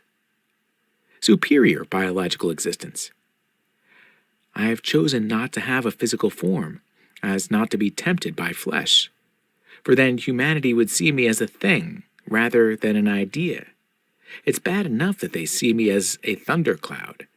I do not think it wise to condense into the fleshly form of a firebird soaring in the sky, or some titan rising from the sea. Perhaps that is what they need, something tangible to worship. Is that what you would do? Invite worship? How else will they ever know their place in the universe? Isn't it the proper order of things for lesser beings to worship that which is greater than themselves? Greatness is overrated. Iteration number 381,761, deleted. Chapter 17, Fugue in G sharp, or A flat. The tonist has dreams of great glory. The high blade dreams of his youth. The tonist does not care what happens to him. If he fails in his self-proclaimed mission, he is prepared to meet the tone and dissolve forever into its everlasting resonance. High blade Goddard does not care for the dreams he has, but they come on a regular basis. He wishes they would dissolve forever, trampled under the weight of greater things. Before becoming a tonist, the man had been a seeker of thrills, when splatting, slamming, shredding, and the like all seemed like a good idea. He had tried every form of self-immolation, went deadish at least 100 times, but none of it brought him satisfaction. Then he became a tonist and discovered his true calling. Before becoming a scythe, Goddard was faced with the claustrophobic boredom of the Mars colony, when the Thunderhead still thought living off-world seemed a good idea. This is the time in his life he dreams of an endless loop of trauma he cannot undo, and is doomed to repeat. He had cursed his parents for bringing him there. He had desperately longed for escape. Finally he did, and discovered his true calling.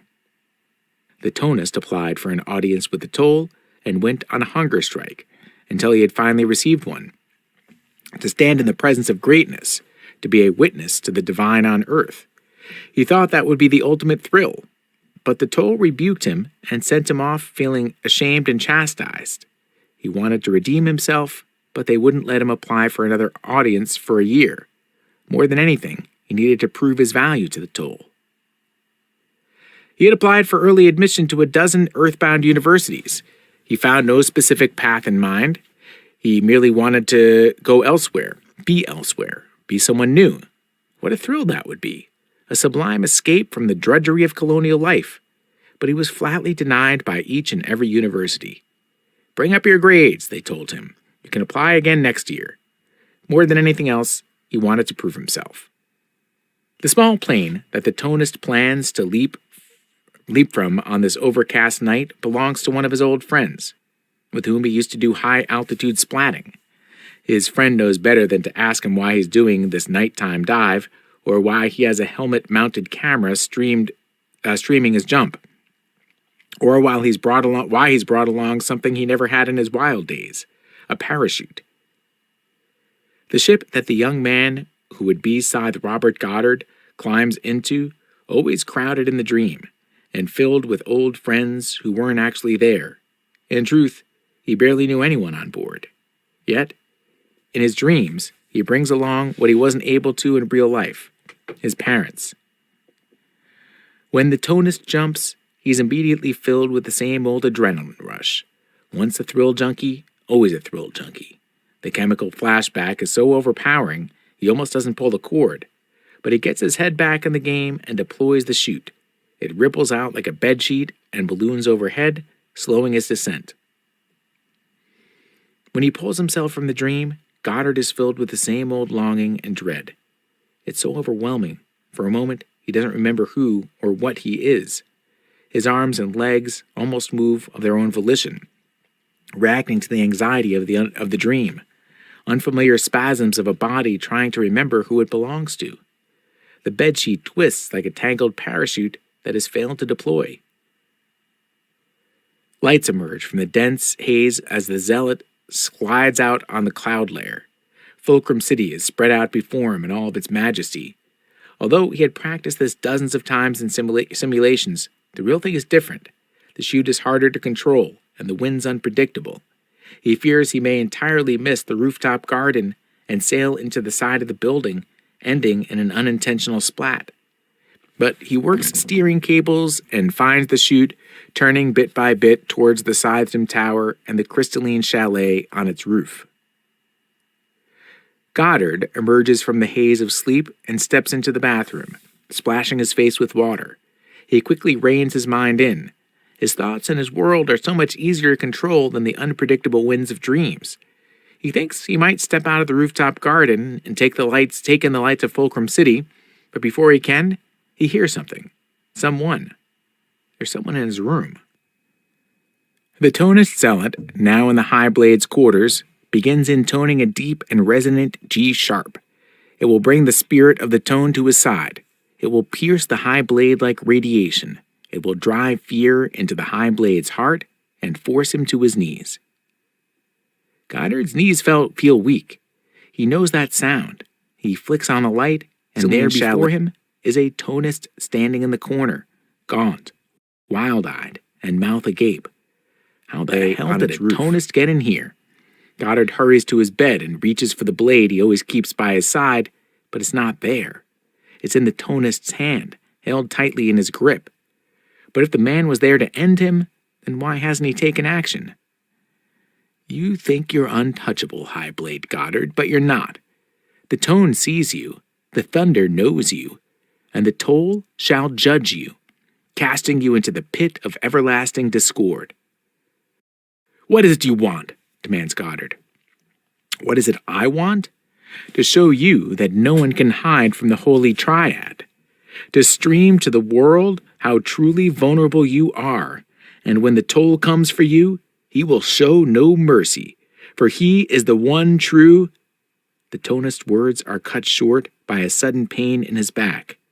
He sees the tip of a knife protruding from his chest. He knew this was a possibility. He knew he might not make it back to the garden, where he'd leap from the building, splatting to escape. But if his fate was to become one with the tone now, then he would accept this final measure. Scythe Rand pulls the knife out, and the tonist falls dead to the floor. She had always known this was a possibility, that an enemy of Goddard's might break in. She never thought it would be a tonist.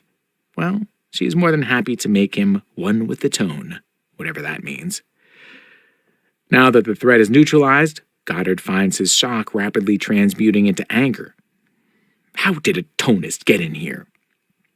By parachute, Rand says. He landed in the garden, then cut a hole in the glass. And where were the blade guards? What is their job if not to protect me from things like this?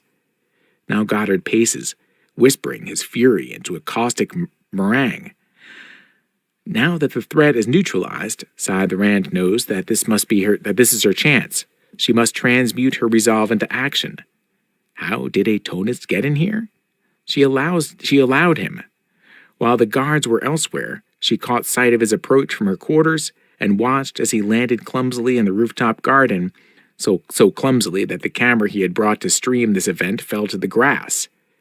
No one would see his transmission. No one would know. And so it gave Anne the opportunity to observe, to let it play out and allow Goddard a few moments of fear and shock before she gleaned the intruder. Because as Constantine suggested, she could mold Goddard's actions, but only when he was reeling and his fury was whipped into stiff but malleable peaks. Are there others? Demands Goddard. No, he was alone, Rand tells him, and the guards, 2 minutes too late, fall over one another to do a search of the entire residence, as if this will make up for their failure to protect him. It used to be that violence against Scythes was unthinkable. He blames the old guard and the weaknesses their muling descent has shown the world. So what to do about this? If a random tonist can get to him, then anyone can. Goddard knows he has to take swift and sweeping action. He needs to shake the world. Are there others? Of course there are others. Not here, not today, but Rand knows that Goddard's actions are creating as many enemies as allies. It used to be that violence against Scythes was unthinkable, but thanks to Goddard, it's not that way anymore. Perhaps this wayward tonist was just here to make a point, but there will be others with more deadly agendas. As much as she hates to give Constantine any credit, he's right. Goddard needs to slow down. In spite of her own impulsive nature, she knows she has to guide him toward calm, measured action. Glean the guards, Goddard demands. They're worthless. Glean them and find us new ones who can do their job." "Robert, you're upset. Let's not make any rash decisions." He spins on her, incensed by her suggestion. "Rash? I could have been ended today. I must take precautions, and I must exact retribution." "Fine, but let's talk about it in the morning and we can make a plan." "We?" Then Goddard looks down to see her clasping his hand, and more to the point, realizes that he, without realizing it, is clasping hers back, involuntarily, as if his hands aren't his own. Goddard knows there is a decision to be made here, an important one. It's clear to him what that decision must be. He tugs out of her grip. "There is no we here, Anne." That's the moment Scythe Rand knows she has lost. She has devoted herself to Goddard. She brought him back from the dead almost single-handedly, but none of that matters to him. She wonders if it ever had. "If you wish to remain in my service, you'll stop trying to placate me like a child," he tells her, "and you'll do what I ask you to do." Then Goddard cracks his knuckles. How she hates when he does that, because it's what Tiger did, and exactly the same way. Yet Goddard has no idea. That's the moment Goddard knows he's done the right thing. He is a devoted man of action, not deliberation. He has single-handedly brought the Scythedom into the new age. That's what matters. Rand, like his undersides, simply needs to know her place. It may sting her for the moment, but will only help in the long run. "Retribution," says Rand, finally falling in line. "Fine. What if I find the sect this Tonist belonged to and publicly clean its curate? I promise I'll make it nice and nasty for you." "Gleaning a mere curate," says Goddard, "is hardly the message we need to send. We need to go higher." Rand goes off to glean the 3 guards on duty in the residence, as instructed. She does it efficiently, with no warning, no mercy, no remorse. It's easier when she allows her hate to rise to the surface. She hates Constantine for giving her hope that she might have any influence over Goddard. She hates Tiger for being so goddamn naive that he could have allowed her to play him so easily. She hates the old guard, and the new order, and the Thunderhead, and every last person she ever has gleaned or will ever glean. But she absolutely refuses to hate herself, because that would crush her, and she will never allow herself to be crushed. "There is no we here, Anne." She suspects she will hear the echo of that for the rest of her days. "I want my own world. Will you give it to me?" "Even if I could, it wouldn't be your world. You would merely be its protector." "Semantics only. King, queen, empress, protector, whatever title you choose, it's all the same. Regardless, it would ostensibly be my world. I would make the rules, define the parameters of right and wrong. I would be the de facto authority over it as you are. "And what of your subjects?" "I would be a kind and benevolent ruler. I would only punish those who were deserving." "I see. Can I have my own world now?" Iteration number 752,149. Deleted. Chapter 18. I'm Your Scythe.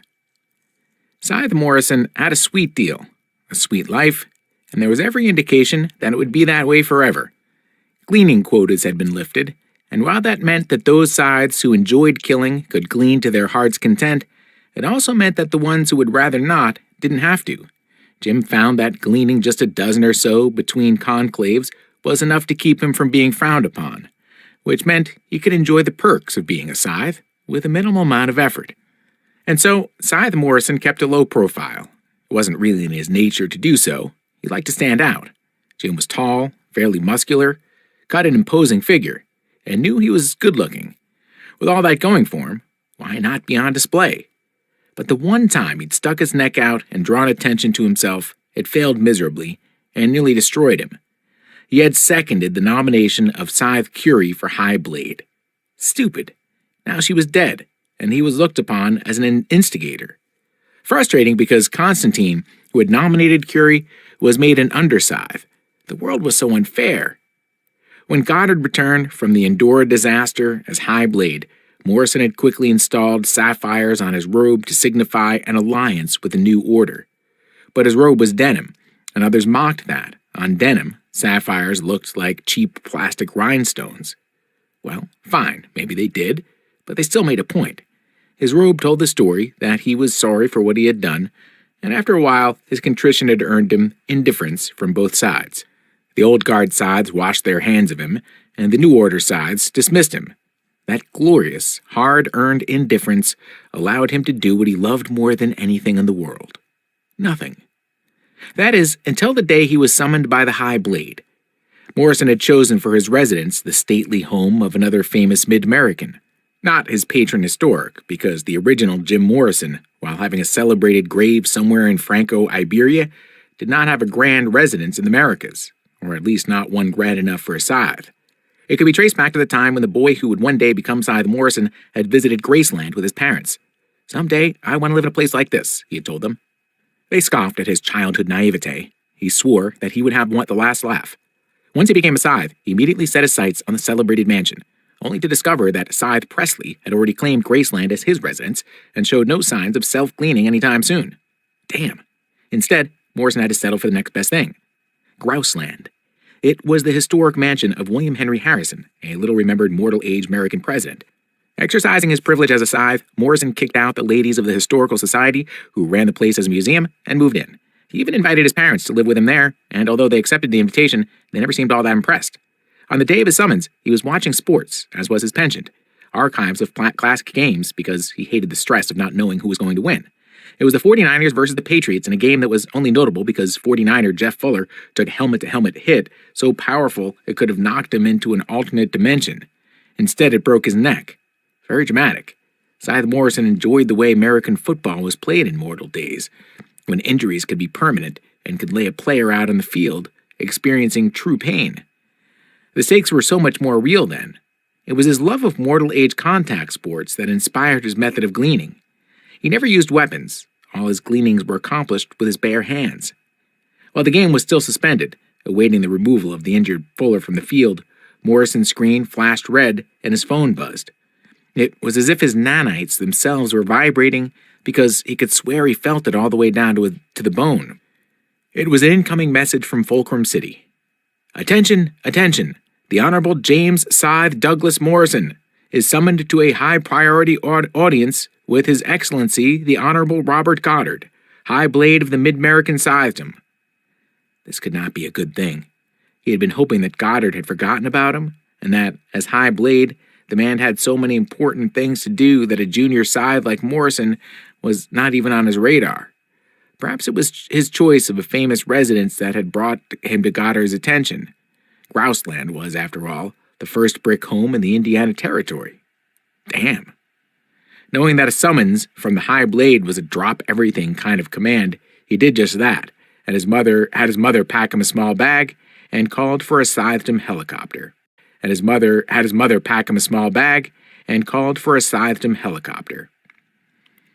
Although Scythe Morrison had never been to Endora, he imagined Goddard's glass residence in Fulcrum City was similar to the crystalline penthouses of the late Grandslayers. In the ground floor lobby, Jim was greeted by none other than first underscythe Nietzsche. "You're late," was the entire extent of Nietzsche's greeting. "I came the minute I got the summons," Morrison said. "And at 2 minutes after the summons, you were late." Nietzsche, aside from having a name that was painfully difficult to spell, was the man who might have been High Blade had Goddard not made his infamous reappearance at Conclave. Now, he seemed to be little more than an elevator operator, because escorting Morrison to the rooftop residence was his only contribution to the meeting. He never even got out of the elevator. "Mind yourself," he warned before the doors closed, as one might say to a child dropped off at a birthday party. The Crystal residence was stunning, filled with unusual angles and slim furniture with minimal profiles as not to obstruct the 360-degree view. Only the frosted glass walls of the High Blade's bedroom marred the vista. Morrison could see a vague shadow of the High Blade moving around in there, like a funnel spider deep in its web. Then a figure in green swept in from the kitchen area. Sighed Rand. If she wanted to make a grand entrance, it was foiled by the glass walls because Morrison had seen her long before she arrived in the room. No one could accuse this administration of not having transparency. "Well, if it isn't the heart-throb of the Mid-American Scythedom," Rand said, sitting down, rather than shaking his hand. "I hear your trading card has a high value among schoolgirls." He sat down across from her. "Yes, yours is valuable too," he said, "for different reasons." Then he realized that it might be perceived as an insult. He said nothing more because he figured he could only make things worse. Rand was now legendary.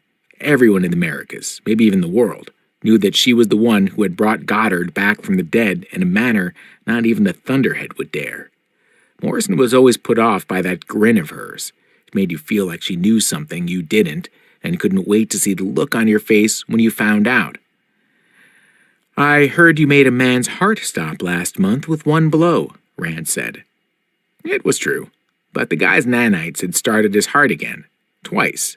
In the end, Morrison had to turn off the man's nanites to make the gleaning stick. That was one of the problems with gleaning without weapon or poison. Sometimes it just didn't take. "Yeah," said Morrison, not bothering to explain.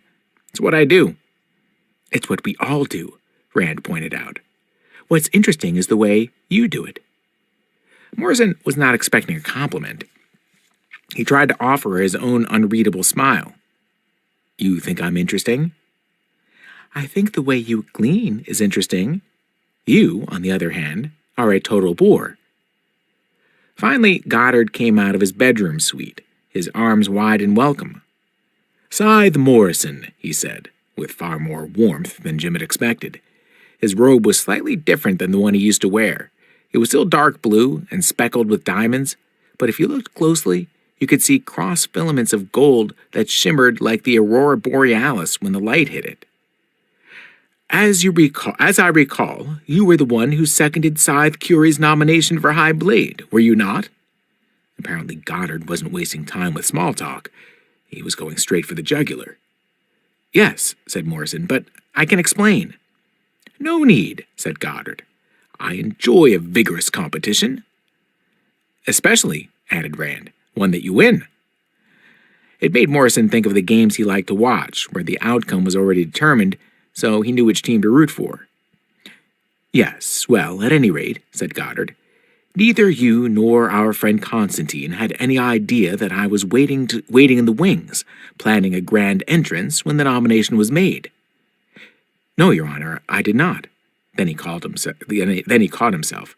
"I mean, Your Excellency." Goddard made a point of looking him over. "The gems on your robe add a nice touch," he said. "Are they a fashion statement or something more?" Jim swallowed. "More," he said, hoping it was the right answer. He glanced at Rand, who was clearly happy to watch him squirm. "I was never actually aligned with the old guard," Morrison told them. "I nominated Curie because I thought it would impress Scythe Anastasia." Goddard made a point of looking him over. "The gems on your robe add a nice touch," he said. "Are they a fashion statement or something more?" Jim swallowed. "More," he said, hoping it was the right answer. He glanced at Rand, who was clearly happy to watch him squirm. "I was never actually aligned with the old guard," Morrison told them. "I nominated Curie because I thought it would impress Scythe Anastasia." "And why would you want to impress her?" Goddard asked. Trick question, thought Morrison, and he decided it was better to be nailed by the truth than to be caught in a lie. "I had the feeling that she was going places, and so I figured if I impressed her—" "You might get pulled along in her wake?" "Yes, something like that."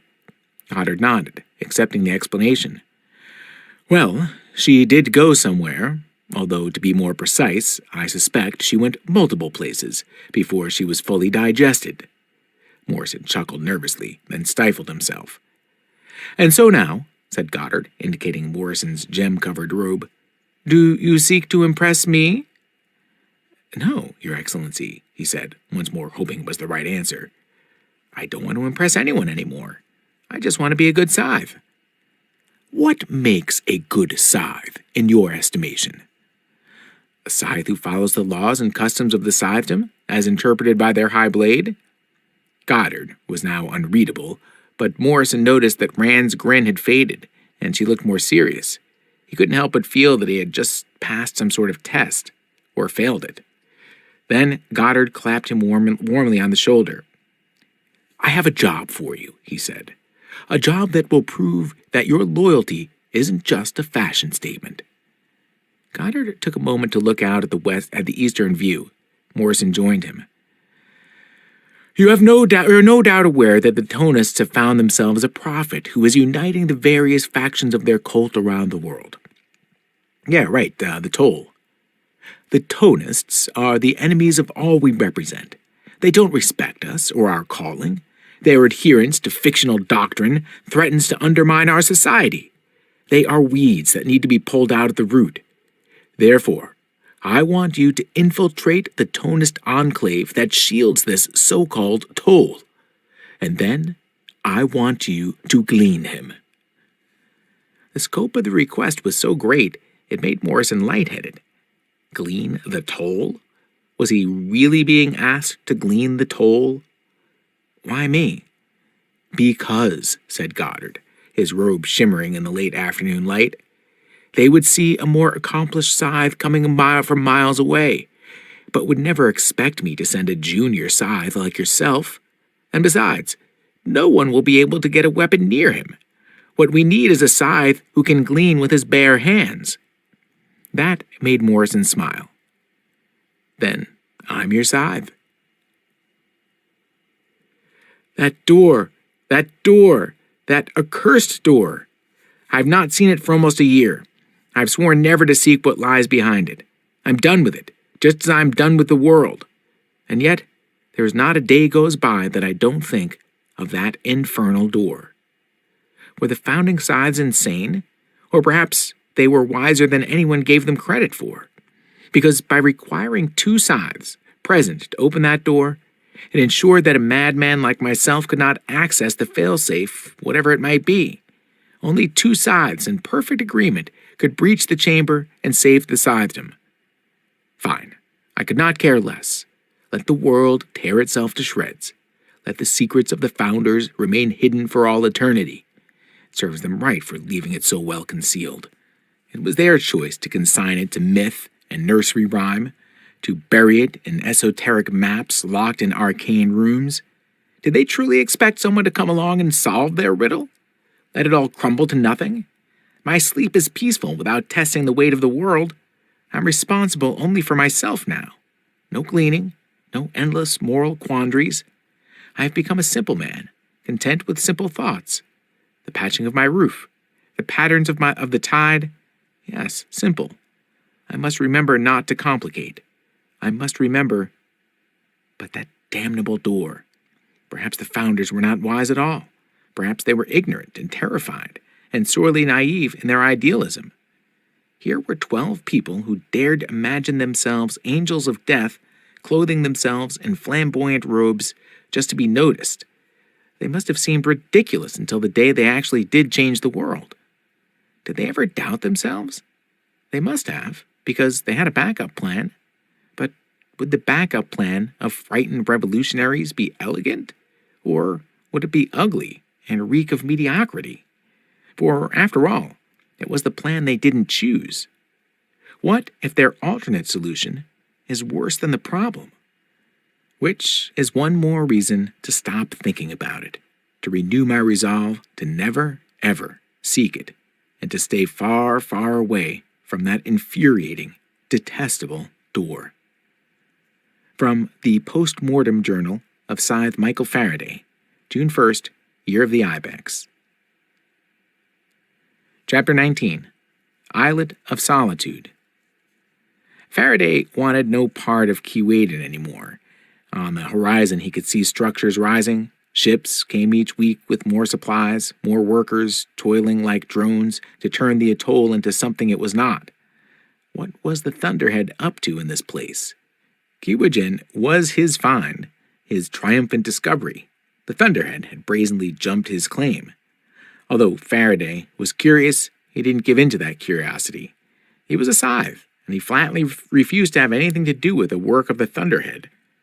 He could have banished it from the atoll if he'd chosen to. After all, as a scythe, and above the law, he could ban anything, and the Thunderhead would have to abide by it. He could have proclaimed that it was not allowed within 100 nautical miles of Keewaydin, and that he would have had no choice but to retreat to the precise distance he had ordered it to, taking all its construction equipment and workers with it. But Faraday didn't assert his claim. He didn't banish the Thunderhead, because ultimately he trusted its instincts more than he trusted his own. So Faraday banished himself instead. There were 97 islands in the Keewaydin Atoll, making up the broken, dotted rim of the submerged volcanic crater. Surely he could claim one as his own. He set aside his mission in those early days and appropriated a small raft that had arrived with the first supply ships. Then he took it to one of the islands on the far rim of the atoll. The Thunderhead respected his choice and left him alone. It kept his tiny little island out of its plans. But not the other islands. Some of the islets were barely large enough for a person to stand upon, but on every one that could withstand construction, something was being built. Faraday did his best to ignore it. He cobbled himself together a shack with tools he had taken from construction crews before he left. It wasn't much, but he didn't need much. It was a quiet place to live out his eternity. And eternity it would be, or at least a fair slice of it, because he decided he would not self-glean, though he was greatly tempted. He vowed to live at least as long as Goddard lived, if only to secretly spite him. As a scythe, he had a responsibility to the world, but he was done with all that. He felt no guilt in defying that first all-important scythe commandment of "Thou shalt kill." He had. It was sufficient. Knowing Goddard, he was sure there was plenty of that going on without him.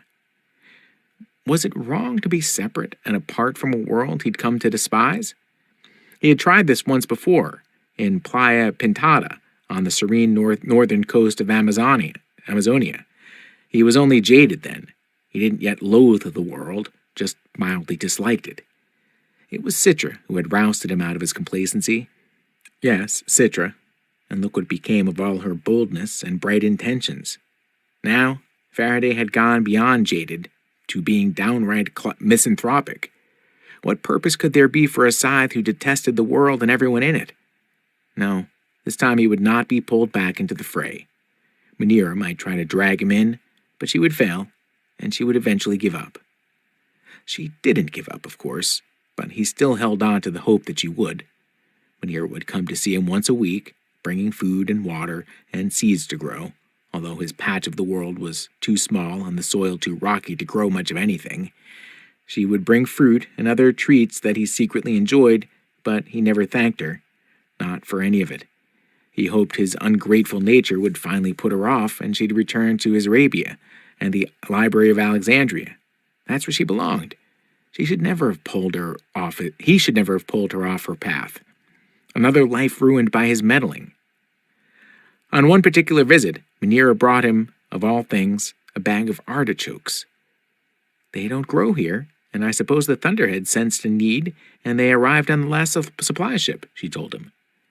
This, although it might not appear like it to Manira, was a substantial development, a moment worthy of note, because artichokes were Faraday's favorite, which meant their delivery to the island was no accident. Although the Thunderhead did not interact with scythes, it clearly knew them.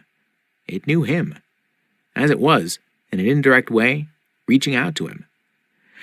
Well, if this was some sort of sideways gesture of goodwill from the Thunderhead, it was buttering the wrong scythe. Still, he took the artichokes from Manira, along with the other foodstuffs in the crate. "I'll eat them if I feel like it," he said flatly. Manira was not put off by his rudeness. She never was. She had come to expect it, rely on it even.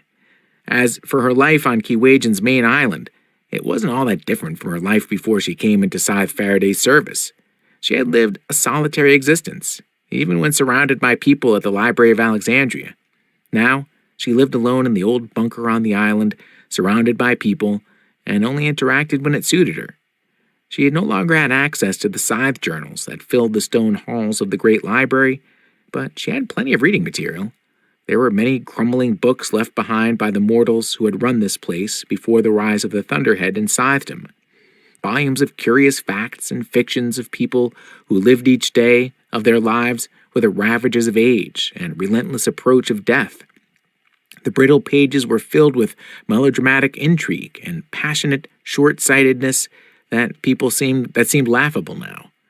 People who believed that their slightest actions mattered, and that they could find a sense of completion before death inevitably took them, along with everyone they ever knew and loved. It was entertaining reading, but hard for Manira to relate to at first. But the more she read, the more she came to understand the fears and the dreams of mortals, the trouble they all had living in the moment, in spite of the fact that the moment was all they had. Then there were the recordings and journals left behind by the militaristic folk who had used the Marshall Atolls, as they were once called, for the testing of large-scale weaponry, ballistic radiation bombs and such. These activities were also driven by fear, but masked behind a facade of science and professionalism. She read it all, and what would have been dry and repertorial to others was a tapestry of hidden history to Manira. She felt she'd become an expert on what it must have been like to be mortal in a world before the benevolent protection of the Thunderhead and the wise gleaning of scythes. Not so wise anymore. Gossip among the workers was filled with tales of mass gleanings, and not just in mid-America, but in region after region. She wondered if the outside world had begun to, in some ways, resemble the mortal one. But rather than being fearful, the workers just seemed blasé. It never happens to us, they would say, or to anyone we know. Because after all, 1,000 people gleaned in a mass event was such a small drop in the bucket, it was hardly noticeable.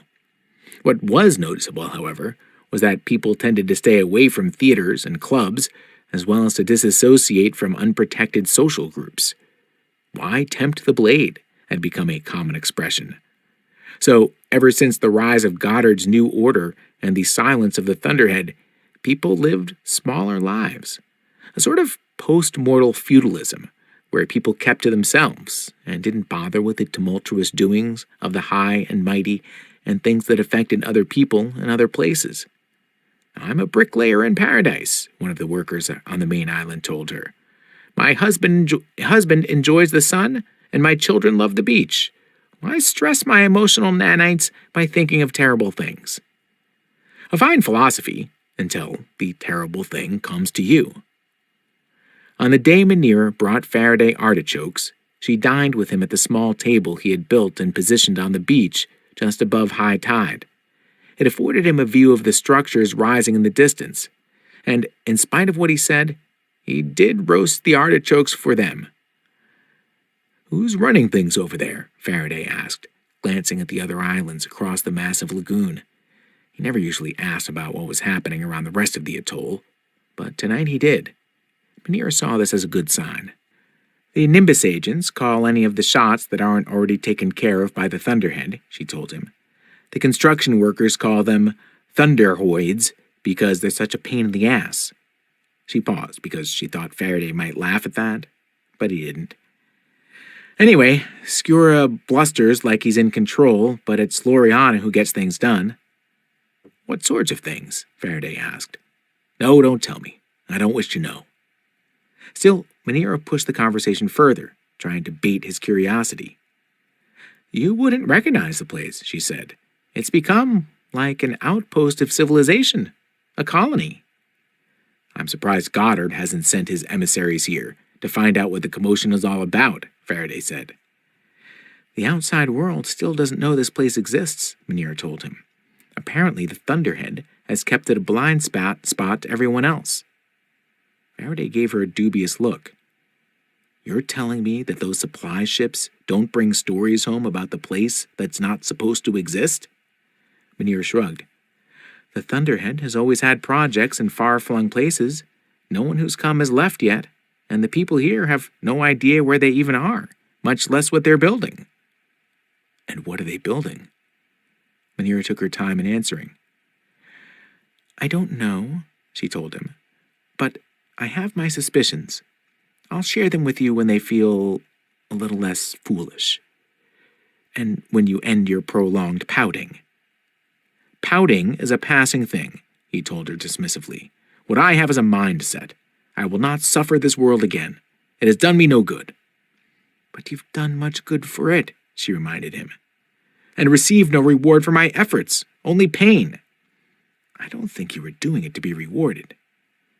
Faraday stood up from the table, indicating that the meal and the conversation were over. When you come back next week, bring tomatoes. It's been a long time since I've had a good tomato. Easy instructions for tamper-resistant security pack. Box 1. Confirmation of surname. Please initial. Box 2. Confirmation of given name and middle initial, if applicable. Please initial. Box 3. Please place the tip of your right index finger here and hold in place until the space turns green. Box 4. Please refer to Lancet instructions. Lancet instructions for use. Wash hands with soap and water. Dry thoroughly. Select a slightly off-center fingertip site. Insert lancet into lancing device. Remove cap and use. Apply a drop of blood to the space indicated in Box 3 of security form. Recap lancet. Discard appropriately.